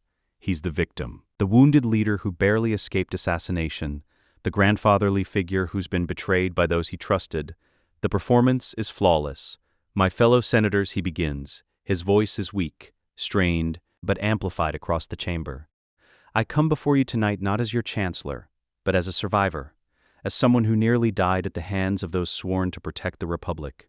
He pauses, lets the words land, lets the image sink in, the bruised face, the torn robes, the exhaustion. The Jedi attacked me in my office. Masters Windu, Fisto, Kolar, and Tien. They came without warning, without trial, without any attempt at due process. They declared me a Sith Lord based on no evidence. And they tried to execute me. Murmurs ripple through the chamber, shock, horror, disbelief. Some delegates looking at each other, trying to understand which version is true. I survived only because of my security detail, and because one Jedi, Anakin Skywalker, initially defended me. But then, when he realized he couldn't convince his masters to follow the law, he turned against me, attacked me, tried to kill me alongside them. Palpatine's voice breaks. Genuine emotion, or the perfect imitation of it. I trusted him, mentored him, considered him a friend, and he repaid that trust with betrayal, with violence, with attempted murder. He straightens, draws himself up, the victim becoming the leader again. The recording he claims proves my guilt, edited to show me defending myself as if I were the aggressor. The artifacts he references, planted by conspirators within my staff, the Jedi testimony, lies from those who seek power for themselves. His eyes sweep the chamber, yellow fading to blue as he suppresses the Sith within, hiding behind the mask of Palpatine, the politician, the survivor, the man who's always been underestimated. I am calling for the immediate arrest of all Jedi involved in this coup, he declares. I am extending martial law for the security of the Republic, and I am asking you, my friends, my colleagues, my fellow servants of democracy, to stand with me against this threat, against those who would tear down everything we've built. The chamber explodes, half in support, half in opposition, the Senate splitting, democracy fracturing, the Republic dying not with a bang, but with a vote. Bail meets Mon Mothma's eyes across the chamber. They both know this is it, the moment, the line in the sand. One side will win, one will lose, and the galaxy will change forever. Anakin stands in the council chamber, watching the Senate feed, seeing Palpatine's performance, the bruises, the lies, the manipulation. It's brilliant, evil, but brilliant. The Sith Lord turning his own attack into a victim narrative, using democracy itself as a weapon against truth. Shaak Ti stands beside him. He's good at this. He's had decades of practice. Anakin replies, his voice is hollow. In my timeline, he did the same thing, declared the Jedi traitors, turned the Senate against us, built an empire on lies, and this time, Anakin watches Bail Organa arguing, Mon Mothma presenting evidence, the Senate splitting, the vote count too close to predict. This time, he says quietly, I have to finish what I started. I have to go down there, face him, in front of everyone, end this before democracy dies. He turns to Shaak Ti, evacuate the remaining Jedi, get them off Coruscant, scatter them across the Outer Rim, hide them, protect them, because win or lose, the temple isn't safe anymore. And you, Anakin ignites his lightsaber. Blue blade humming in the darkened chamber, I'm going to the Senate, and I'm bringing evidence Palpatine can't lie away. I'm bringing the truth, in the only language the Sith understand. He deactivates the blade, clips it to his belt, walks toward the exit, toward the confrontation that will define the galaxy's future. Behind him, Shaak Ti watches, knowing she's seeing a man walk toward his death, or his destiny, or both. May the Force be with you, Skywalker, she whispers. But Anakin is already gone, moving through the temple corridors, past the younglings being evacuated, past the knights preparing for siege, past the ghosts of a future he's trying to prevent, heading toward the Senate, toward Palpatine, toward the final battle, the one where democracy itself hangs in the balance. Anakin Skywalker walks through the main entrance. Every step echoes, every delegate turns. The chamber falls silent, not the silence of respect, the silence of a predator's arrival. He's still in his combat robes, blood-stained, singed, lightsaber visible on his belt. His face is calm, controlled, but his eyes, those blue eyes that have seen futures that haven't happened yet, burn with purpose. The Senate pods hover in their circular arrangement, thousands of beings watching, some in support, some in fear, some simply trying to understand what's happening to their galaxy. Bail Organa sees him first. Relief floods his face. Mon Mothma nods. Silent acknowledgement, the allies recognizing each other across the political battlefield. Palpatine stands in the Chancellor's pod, center stage, his bruised face twisting into calculated fury. You dare show your face here, after attacking your Supreme Chancellor, after attempting to overthrow the Republic? Anakin stops in the center of the floor, where petitioners stand, where accused criminals face judgment, but he doesn't look like a criminal. He looks like a general, a warrior, someone who's fought too many battles to fear one more. I dare to speak truth, he replies.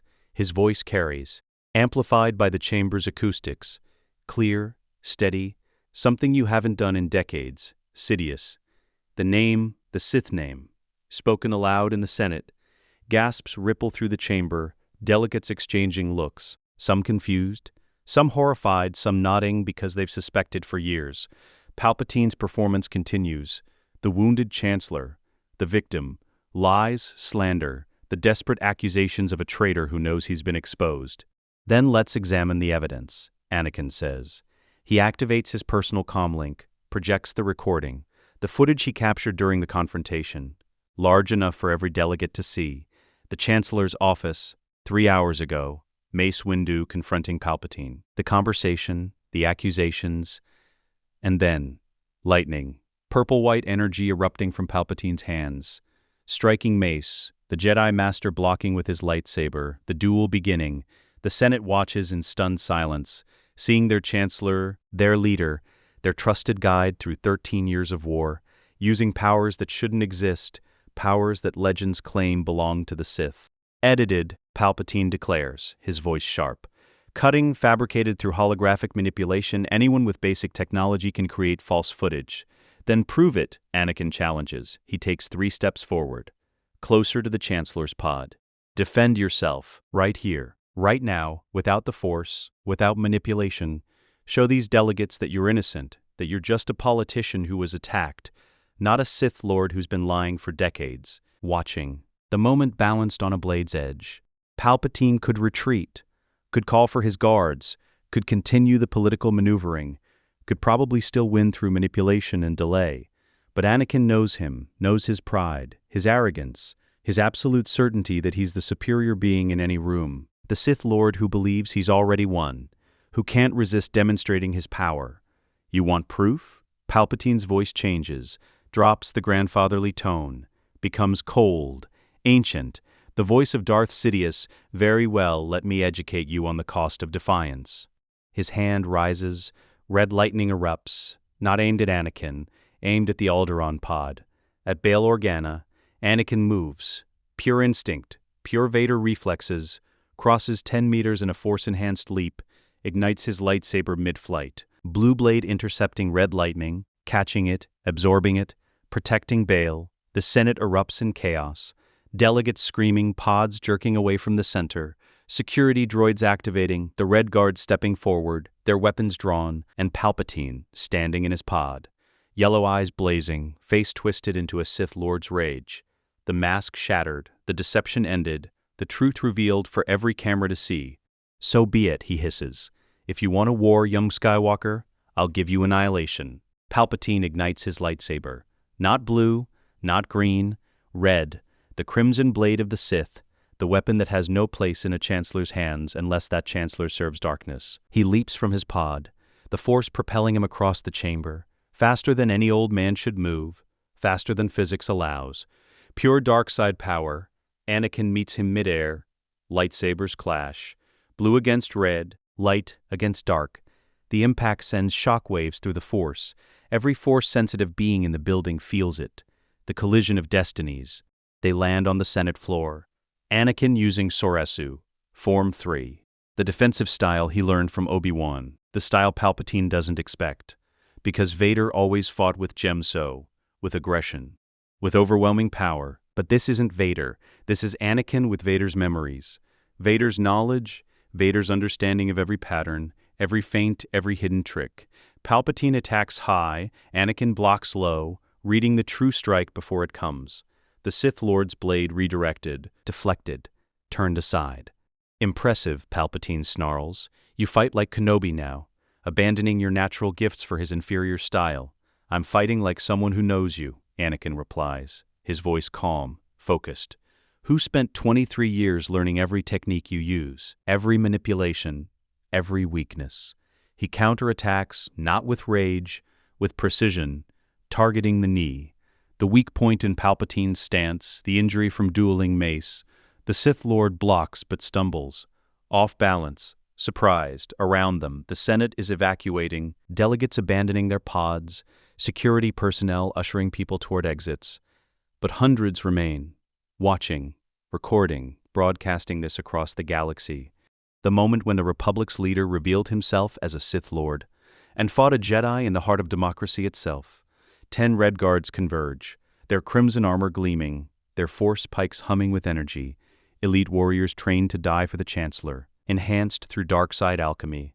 Loyal beyond reason, they surround Anakin, attack in coordinated formations, weapons stabbing, slashing, trying to overwhelm him through numbers, but Anakin has fought worse.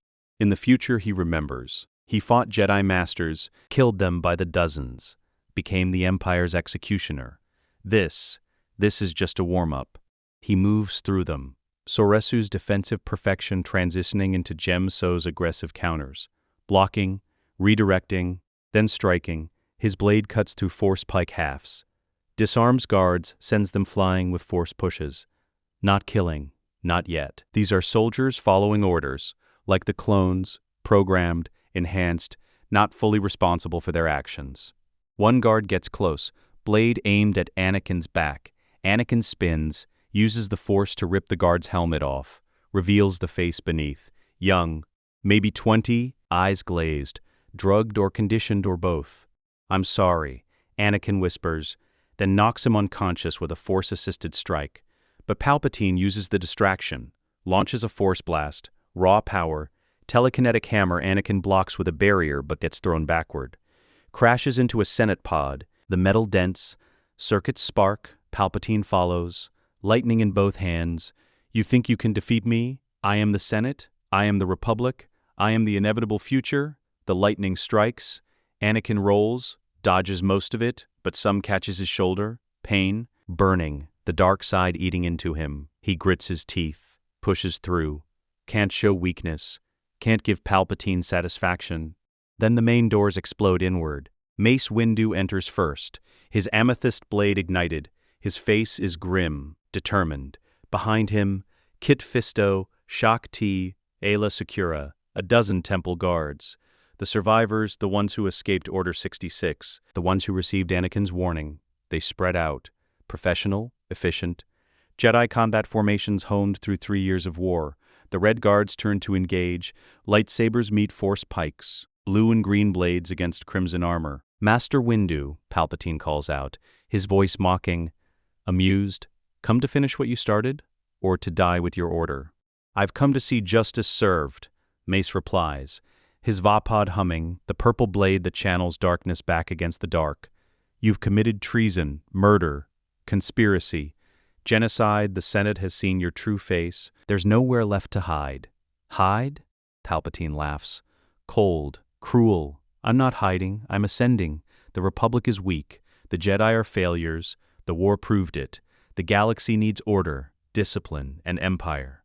He raises both hands. Lightning erupts, not aimed at one target.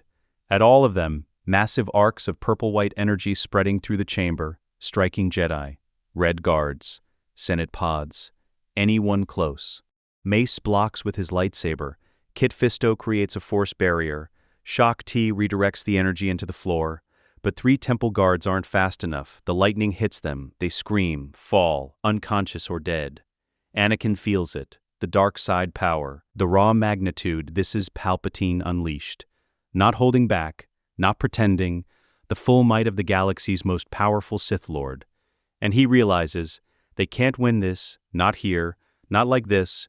Palpatine is too strong, too experienced, too willing to destroy everything. Evacuate the Senate.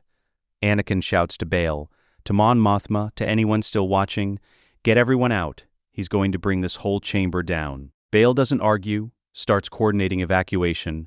Mon Mothma helps. Delegates flooding toward exits, some still recording, some just running. Democracy dissolving into survival instinct.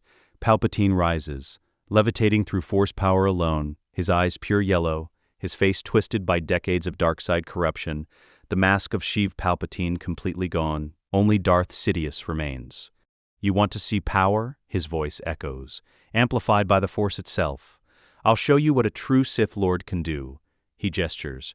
Senate pods rip from their moorings, not dozens, 4, 5, 6 massive structures, hundreds of tons of metal and circuitry, floating, orbiting him like planets around a dark star.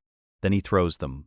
At the Jedi, at the exits, at the walls. The pods crash, explode, block escape routes.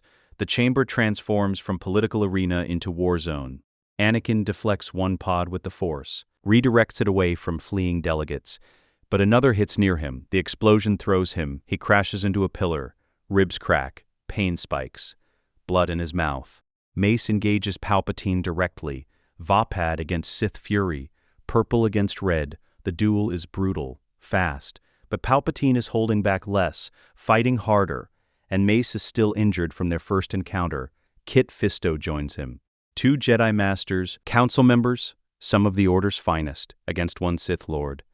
And they're losing. Palpatine spins. His blade cuts through Kit's guard, slashes across his chest. The Nautolan falls, screaming.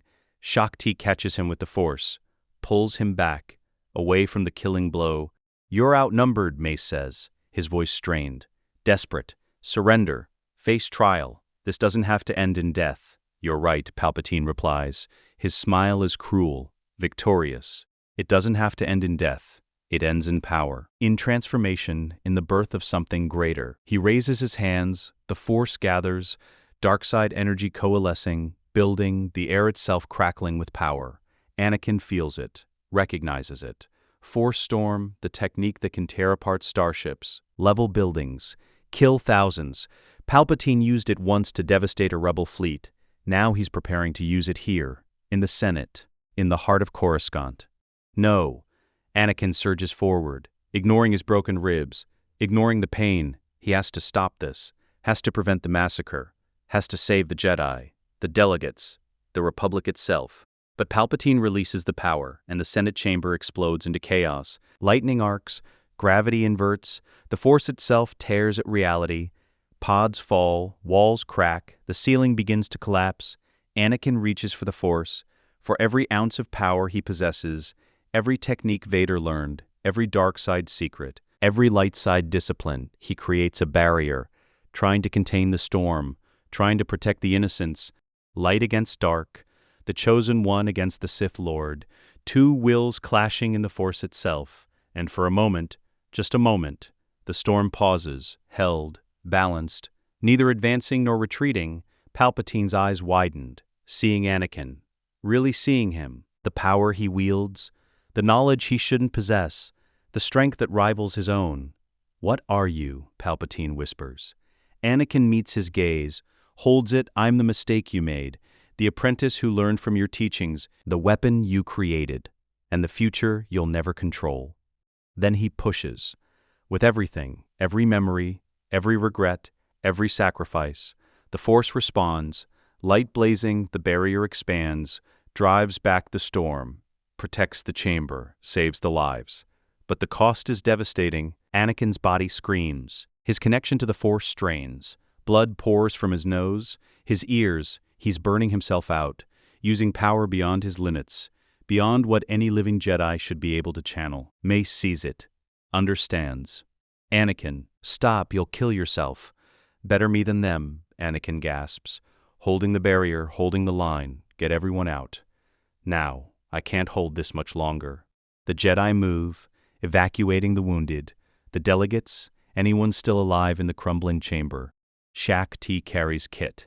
Ayla helps temple guards. Mace coordinates. Professional, efficient.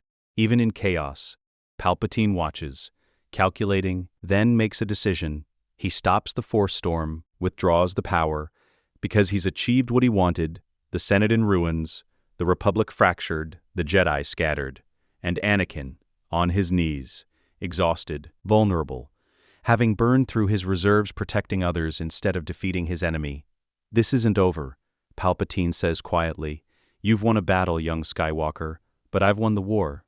The galaxy will see this. We'll see the Jedi attacking their Chancellor. We'll see the destruction, and they'll beg me to bring order, to create the empire they desperately need. He deactivates his lightsaber, turns, walks away, through the smoke, through the rubble, disappearing into the Senate's hidden passages, retreating, but not defeated. Anakin tries to stand, falls, his body won't respond. He's given everything, saved hundreds, but lost the chance to end this, to stop Palpatine permanently. Mace kneels beside him. You did well, Skywalker. You saved them, all of them. Not enough, Anakin whispers. Blood on his lips, he's still out there, still planning. Still, rest, Mace says firmly. You've done enough for one day. Let us handle what comes next. Around them, the Senate chamber burns, democracy itself collapsing into ruins. The battle won, but the war just beginning. Anakin Skywalker lies on a medical bed, back to patches covering burns, ribs wrapped. His body is broken, but he's alive, conscious, staring at the ceiling while medical droids work. Mace Windu stands nearby, arms crossed, watching the younger Jedi with an expression somewhere between respect and concern. You should rest. You pushed yourself beyond any reasonable limit. Can't rest, Anakin replies. His voice is hoarse, damaged from channeling too much Force energy. Palpatine is still out there, still planning. Every second I'm lying here is a second he's rebuilding. The Senate is in chaos. Half the delegates saw him use a lightsaber, use lightning. There's no denying what he is anymore. Doesn't matter, he'll spin it. Blame the Jedi, claim we used some kind of mind trick. He's been manipulating the galaxy for decades. One public revelation won't stop him. Mace is silent, because Anakin is right. They've won a battle. Exposed the truth. But Palpatine is a survivor, a manipulator. He won't surrender, won't accept defeat, he'll adapt, evolve, continue the war through different means. A communication droid enters. Urgent priority message, encrypted for Anakin Skywalker only. Anakin sits up, ignoring the pain, takes the datapad, opens the message, his face goes pale, all the blood draining. His hands start shaking. What is it? Mace asks, already knowing it's bad. Very bad. Anakin's voice is hollow. Dead, he has her. Palpatine has Padmé. The hologram plays. Padmé restrained in a chair, her wrists bound, fear in her eyes but also defiance. She's not crying, not begging, just watching the camera with the same strength she showed as Queen of Naboo when she faced down the Trade Federation.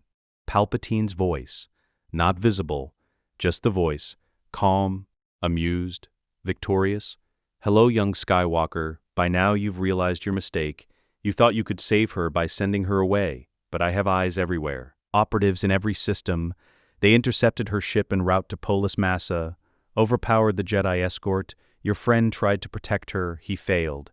The camera pans, shows Obi-Wan, also restrained, unconscious, blood on his temple, captured, both of them. The two people Anakin loves most in the galaxy. Now we come to the moment of truth, Palpatine continues. The choice I offered you in that other timeline, the one you made before. Join me, become my apprentice, accept the dark side, and I'll let them live. Refuse, and I'll kill her. Slowly, while you watch. And the children she carries will die with her. Padmé's hand moves to her stomach, protective, maternal, even bound, even terrified. Still thinking of the babies first, you have 1 hour, Palpatine says. Come to my private retreat. Coordinates attached. Come alone, no Jedi, no tricks, just you, making the same choice, deciding what matters more, your principles or her life. The hologram ends. Anakin sits frozen, his mind racing. This is it, the moment, the exact trap Palpatine laid in the other timeline, the leverage, the manipulation, the dark side promise that love requires sacrifice. Join me and save her, refuse and watch her die. Mace sees his expression, understands immediately. Anakin, it's a trap. You know it's a trap. He'll kill you, kill her, kill Obi-Wan. He's not negotiating, he's eliminating threats. I know, Anakin whispers, but I have to go. I can't. I can't just abandon her. Not again. Not after everything. Then we go together. The entire Jedi Order. We end this properly. If I bring anyone, he'll kill her before we arrive. You know he will. He's done this before, forced me into impossible choices, and I always chose wrong. He stands, his body screaming protest, broken ribs grinding, burns pulling against back patches, but he moves anyway, because pain doesn't matter, only saving Padmé matters. This time, he says quietly, I choose differently, not the Jedi way, not the Sith way, my way. Palpatine's private retreat is hidden on a remote moon in the outer rim, luxurious. A mansion carved into cliffs overlooking barren landscapes, isolated, the perfect place for a Sith Lord to hide when the galaxy burns. Anakin arrives alone. His ship landing on the platform? He's unarmed, no lightsaber visible, just simple robes, hands open, non-threatening. The doors open, red guards escort him inside, through marble halls, past artwork stolen from conquered worlds, past meditation chambers steeped in dark side energy, to a central room. Floor-to-ceiling windows, darkness painting the sky. Padmé sits in the center, still bound, but alive, alert. Her eyes find Anakin immediately. Relief, terror, love, all mixed together. Ogard's force pike at his neck, his face bruised, exhausted, but his eyes sharp, watching, calculating, looking for the opening. And Palpatine, standing before the window, hands clasped behind his back. The Supreme Chancellor, the Dark Lord, the Master Manipulator, wearing his true face. You came, he says, satisfied. I wondered if you would, if this version of you, this mysterious future remembering anomaly, would make the same mistake twice. I'm not making a mistake, Anakin replies. His voice is steady, calm. The voice of someone who's already made his decision. I'm making a choice, consciously, with full knowledge of the consequences. And what choice is that? To save her, without sacrificing myself, without turning, without letting you win. Palpatine laughs. Cold, cruel, impossible. You can't have both. That's the lesson. That's what the Jedi never understood. Attachment leads to loss. Love leads to pain. You can save her by joining me, or you can cling to your principles and watch her die. Choose. Anakin meets Padmé's eyes, sees the fear, the strength. The woman who faced down armies, who stood before the Senate and demanded justice, who loved him despite the code. Despite everything, I choose her, he says, but not the way you think. He moves, faster than Palpatine expects, faster than the guards can react. His hand goes to his boot, where a second lightsaber is hidden. Shoto blade, short, compact, the weapon he took from a fallen temple guard. Blue blade ignites. He throws it, not at Palpatine, at Padmé's restraints. The blade cuts through durasteel, frees her. She rolls, dodges the guard reaching for her. Obi-Wan moves simultaneously, force-pulling his own lightsaber from a guard's belt, ignites it, cuts his own bonds. Now, Anakin says, his primary lightsaber appearing in his hand, not hidden, just concealed behind a force illusion. We fight, all of us, together, and we end this. Palpatine's face twists. Rage, pure unfiltered fury. You dare, you still dare to defy me. Both hands, aimed at Padmé, the pregnant woman, the vulnerable target, the leverage Palpatine always uses. But Anakin is already moving, blocking, his lightsaber catching the lightning, absorbing it, redirecting it into the floor. Marble cracks, power surges, the force itself straining. Obi-Wan engages the red guards, his Soresu perfect. Defensive, protecting Padmé as she retreats to cover. She's not helpless, has a blaster, fires at guards. Senator Amidala was a warrior before she was a politician, still remembers how to fight. Anakin faces Palpatine, the Sith Lord, the dark side incarnate, the man who destroyed his future, who turned him into Vader, who made him murder everyone he loved. I know all your techniques, Anakin says, advancing, his blade moving through Gemso sequences. Aggressive, powerful, but controlled. I spent 23 years studying under you, learning, absorbing, every form, every trick, every hidden weapon. Palpatine attacks. Form 7, Juyo, unpredictable, chaotic, designed to overwhelm. But Anakin counters with Sorsu, then Shien, then Makashi, flowing between forms, using techniques Palpatine taught Vader against the Master himself. You're strong, Palpatine admits.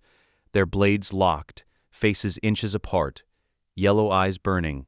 Stronger than you should be, but not strong enough. You're still holding back, still afraid of the dark side, still clinging to Jedi weakness. I'm not afraid of the dark side, Anakin replies. I've lived in it, drowned in it, spent decades as your instrument of death. I know exactly what it offers, and what it costs. He pushes, force-enhanced strength. Palpatine stumbles back, off balance, surprised, the Sith Lord who always maintained perfect control. Suddenly uncertain, Anakin presses the advantage, his attacks targeting weaknesses, the injured knee, the overextended stance, the arrogance that makes Palpatine telegraphic. Every pattern Vader learned, every opening Vader exploited when training apprentices. Their duel destroys the room, blades cutting through furniture, artwork, walls. The floor cracks under force pressure, windows shatter from shockwaves, the mansion itself groaning. You can't win, Palpatine snarls. Even if you defeat me, the galaxy will never accept it. They'll see a Jedi murdering their chancellor. You'll become the villain, the threat, everything I claimed you were. Then I won't kill you, Anakin says. He switches tactics, stops attacking, starts defending. Soresu again, the immovable defense, tiring Palpatine, draining him, making the Sith Lord expend energy, waste effort, grow frustrated. Behind them, Obi-Wan has disabled the Red Guards, not killed, just incapacitated, Padmé safe behind cover, both watching the duel. The contest between light and dark, the future hanging in balance. Palpatine realizes he's losing, not in power, but in tactics, in strategy, in the simple fact that Anakin isn't playing the game Palpatine designed, isn't making the choices Palpatine expects. You're weak, he screams. Sentimental, attachments make you vulnerable. No, Anakin replies, calm, centered. Attachments give me strength. Love gives me purpose. The future I remember, the one where I had nothing, where I lost everything, that Vader was weak, broken, empty. But me, right now, I have everything worth fighting for. He attacks.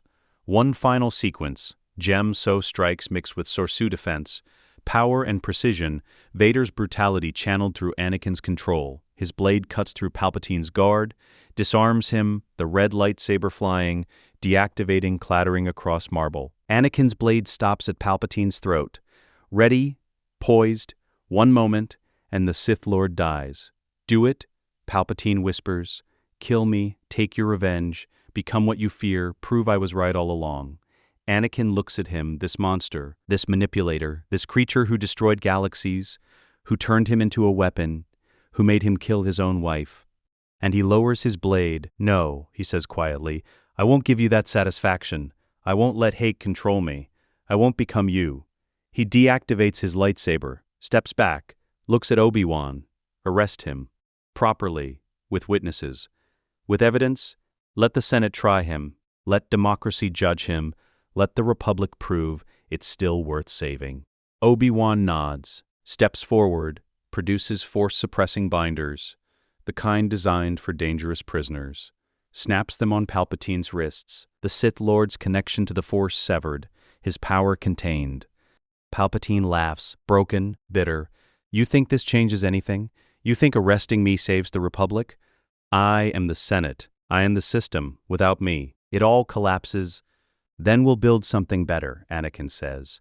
Something that doesn't need monsters to function. Padmé emerges from cover, moving toward Anakin. Relief on her face. Annie, you did it. Pain flashes across her face. Sharp, sudden, wrong. Padmé? Anakin's voice spikes. Terror, recognition. What's wrong? I don't. The babies. Something's. Her knees buckle. Anakin catches her, lowers her gently, her breathing rapid, shallow. Sweat on her forehead. Obi-Wan checks her pulse. His face goes pale. She's going into labor. Early. Too early. We need medical assistance. Now. Anakin's world narrows. This is it. The complication, the cardiac event, the thing that killed her in the other timeline, happening right now. Despite everything, despite changing the past, despite saving her from Mustafar. No, he whispers. No, no, no. Not now. Not after everything. I saved you. I changed things. You're supposed to live. Padmé's hand finds his. Squeezes. Weak but present. Annie, listen to me. You have to get me. Medical facility, Polis Massa, the coordinates. I will. I promise. You're going to be fine. The babies are going to be fine. I won't lose you. Not this time. He lifts her, carries her toward his ship. Obi-Wan following, Palpatine forgotten, restrained, defeated. But none of it matters, because Padmé is dying, and Anakin Skywalker, the man who defeated a Sith Lord, who saved the Republic, who changed destiny itself, is about to face the one thing the Force can't control, the one thing power can't prevent: life, death, and the fragile line between. The ship breaks through atmosphere too fast, emergency landing protocols ignored. Anakin doesn't care about procedure, only speed, only getting Padmé to the medical bay before her heart stops, before the cardiac event kills her, before he loses everything again. Obi-Wan transmitted ahead. Medical team waiting. Droids, doctors, equipment prepared, because Anakin warned them days ago, told them about complications, about fetal maternal hemorrhage, about a senator who would need immediate intervention. They didn't believe him then. Some Force vision, some premonition, but they prepared anyway. And now, as Anakin carries Padmé's unconscious body through the doors, as monitors start screaming warnings, as her heart rate drops and the baby's vitals spike, they're ready. Cardiac arrhythmia detected, a medical droid announces. Clinical, efficient, initiating emergency stabilization, prepare for immediate delivery. Monitors tracking 3 heartbeats. Padmé's and the twins, all fighting, all struggling, life hanging by threads. Anakin stands frozen outside the surgical suite, watching through transparisteel, his hands pressed against the glass, unable to help, unable to do anything except trust. Trust these strangers, these droids, these beings he doesn't know, to save the person who means everything. Obi-Wan's hand on his shoulder. Steady, present. She's strong, Anakin, stronger than you know. She'll fight. In the other timeline, she didn't fight hard enough. She just gave up, lost the will to live. Because you weren't there, because she thought you'd become a monster, because she had nothing to live for. Obi-Wan's voice is firm, certain, but this time, you're here. You're waiting. She knows you love her. She knows you chose her. That's enough. That has to be enough. Inside the surgical suite, Padmé's eyes flutter open, consciousness returning, pain immediate, overwhelming. But beneath it, determination, the same strength that made her queen at 14, that made her stand against the Trade Federation, that made her fight for peace when everyone else wanted war. The babies, she gasps. Are they alive? A doctor confirms. But we need to deliver them now. Your heart can't sustain the pregnancy much longer. Senator Amidala, I need you to push. She does, with everything, every ounce of strength, every reserve of willpower. The pain is blinding, consuming. But she focuses through it, on Anakin, on the future, on the children who need to be born. The first cry pierces the air. Small, fragile, perfect. It's a boy, the doctor announces, holding up a tiny, squirming infant. Red-faced, lungs working alive. Luke. Anakin's voice echoes in her memory. Luke Skywalker, the hero who redeemed his father, who brought balance, who saved the galaxy. Minutes later, another cry, softer, but just as strong. A girl, Leia, princess, general, leader, the woman who never stopped fighting, who carried her mother's legacy, who proved love was stronger than fear. Padmé's heart stutters. Monitors scream. The cardiac event, the thing that killed her before, happening now, but this time, the medical team is ready, Defibrillation, medication, emergency procedures executed with precision. Her heart shocks, stops, then beats again. Irregular, struggling, but fighting. The doctor's work. Minutes stretching into eternity, stabilizing, repairing, saving. And finally, the monitor's steady. Her heartbeat returns to rhythm. The crisis passes. She's alive, exhausted, broken, but alive.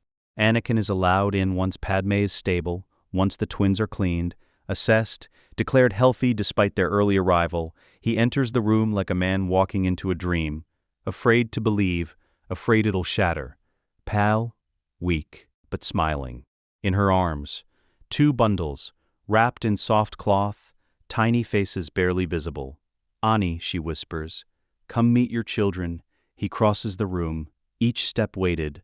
This moment, the one Vader never had, never experienced, never knew. The monster in the mask never held his children, never felt their warmth, never saw their faces. But Anakin does. Padmé hands him Luke, the boy, small enough to fit in 2 hands. Eyes closed, sleeping peacefully, unaware of the galaxy's chaos, of the war, of the dark side that tried to kill him before he was born. "He has your nose," Padmé says, her voice soft, loving. "And I think he'll have your eyes, blue like Naboo's sky." Anakin can't speak, can't find words. Tears stream down his face, silent, overwhelming.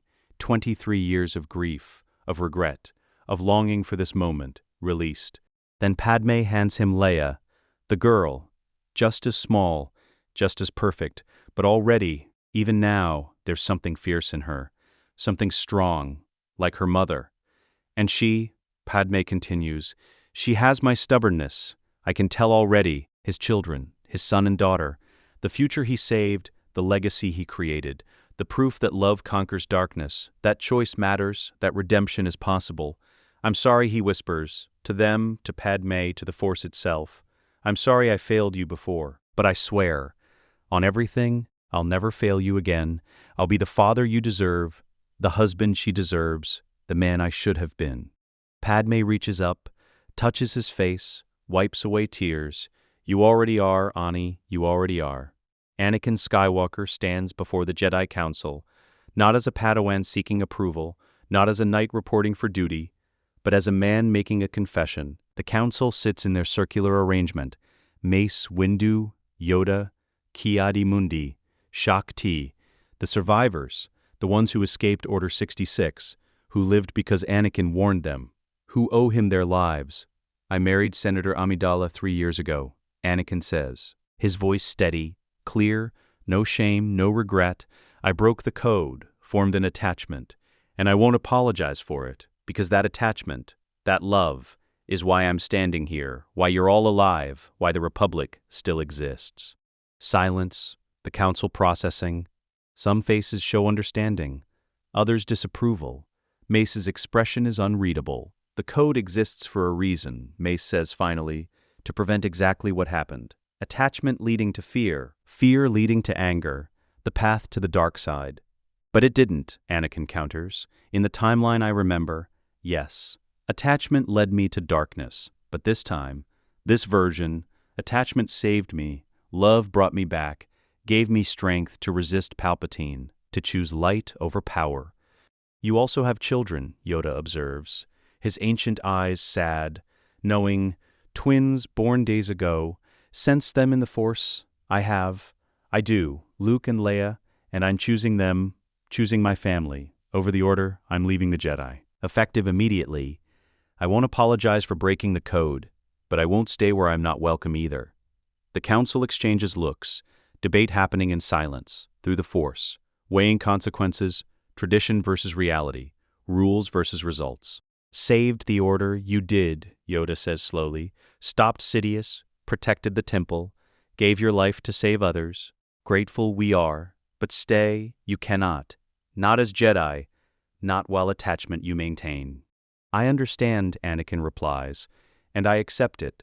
The Jedi need rules, structure, discipline. I respect that, but I need my family, my wife, my children. We just want different things." Mace stands, walks to Anakin, extends his hand. "You saved us all, Skywalker. You did what no Jedi could. saw the darkness, fought through it, came out the other side. For that, you have my gratitude, my respect, and my friendship. Anakin takes the hand. Shakes. Thank you, Master Windu, for everything, for trusting me when you had no reason to, for believing me when I sounded insane. May the Force be with you, Mace says. Always.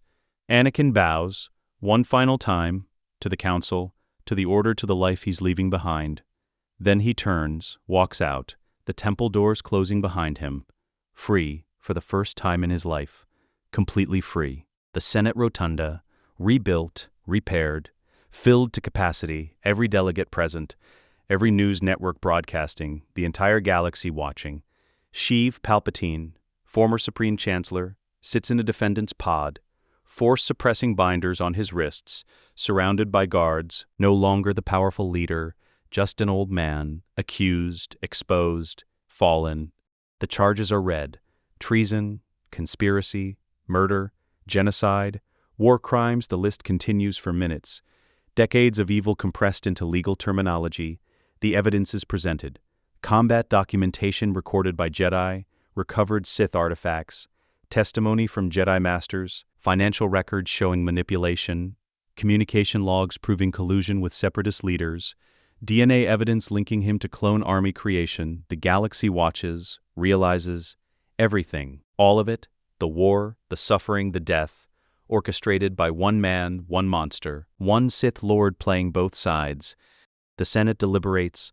For days, debates, arguments, some still loyal to Palpatine, still believing his lies, but evidence overwhelming, undeniable, truth-crushing deception. The vote comes. Guilty on all charges. Unanimous, even his oldest allies abandoning him. Recognizing the monster they served, Bail Organa stands, delivers the sentence. Life imprisonment on the planet designated for the most dangerous criminals in the Republic. You will never see freedom again, never manipulate another soul, never touch the Force. You will die alone, forgotten, a cautionary tale, nothing more. Palpatine smiles, even in defeat. You think this ends me. I am eternal. The dark side is eternal. You may imprison my body, but the seeds I've planted, the systems I've corrupted, they'll grow, flourish, and someday, someone will finish what I started. Maybe, Bail replies, but it won't be today, and it won't be you. Guards, remove him. Palpatine is led away, the galaxy watching, the Sith Lord defeated, not by death, by justice, by democracy, by the very system he tried to destroy, proving it could survive. The Lake Country, far from Theed, far from cities, far from politics, a small house, simple, beautiful, overlooking water that reflects mountains. Anakin Skywalker sits on the veranda, Luke in his arms, the boy, 6 months old now, bigger, stronger, already showing personality, curious, adventurous, reaching for everything. Leia sleeps inside, with Padmé, the girl, calmer, but fierce when she wants something. Already the family knows. You don't say no to Leia. She's got her mother's will. Obi-Wan Kenobi approaches, walking up the path, robes dusty from travel, but smiling, genuinely, the first real smile Anakin's seen from him in years. Master, Anakin greets, standing, careful not to wake Luke. I didn't know you were coming. Thought I'd visit, see how you're adjusting to. What did you call it, normal life? It's strange, quiet, no battles, no Senate meetings, no life or death decisions, just feeding babies, changing diapers, trying to keep Padmé from doing too much. Sounds terrible, Obi-Wan says. Sarcasm thick, then softer. It sounds perfect, Anakin. You deserve this. After everything, you deserve peace. They sit together, watching the sunset. Luke babbling, tiny hands grabbing at Anakin's hair. The simple domesticity of fatherhood. How's the order? Anakin asks, changing, slowly, but changing. Yoda is proposing reforms, allowing more emotional expression, questioning the attachment doctrine. Your situation made them realize the code isn't perfect, that maybe balance means acknowledging love, not denying it. That's good. The Jedi need to evolve, need to remember their people, not just weapons. And the Republic? Healing. Bail and Mon Mothma are leading reforms, reducing executive power, strengthening checks and balances. It'll take years. Decades maybe, but they're trying, building something better from the ashes. Padmé emerges, Leia awake in her arms. She looks healthy now, recovered. The near-death experience just a memory. She smiles at Obi-Wan. "You're staying for dinner. That's not a question." "I wouldn't dare refuse," Obi-Wan replies. They eat together. The family that shouldn't exist, the Jedi who left, the senator who chose love over politics, the babies who represent a future no one predicted. After dinner, after Obi-Wan leaves, after the twins are asleep, Anakin and Padmé stand on the veranda, her head on his shoulder, his arm around her waist, stars emerging in the darkening sky. "Do you ever regret it?" she asks quietly, leaving the Order, giving up being a Jedi. "Never. Not once. Not for a second. You saved the galaxy, Ani. You could have been a legend, a hero, the chosen one who defeated the Sith."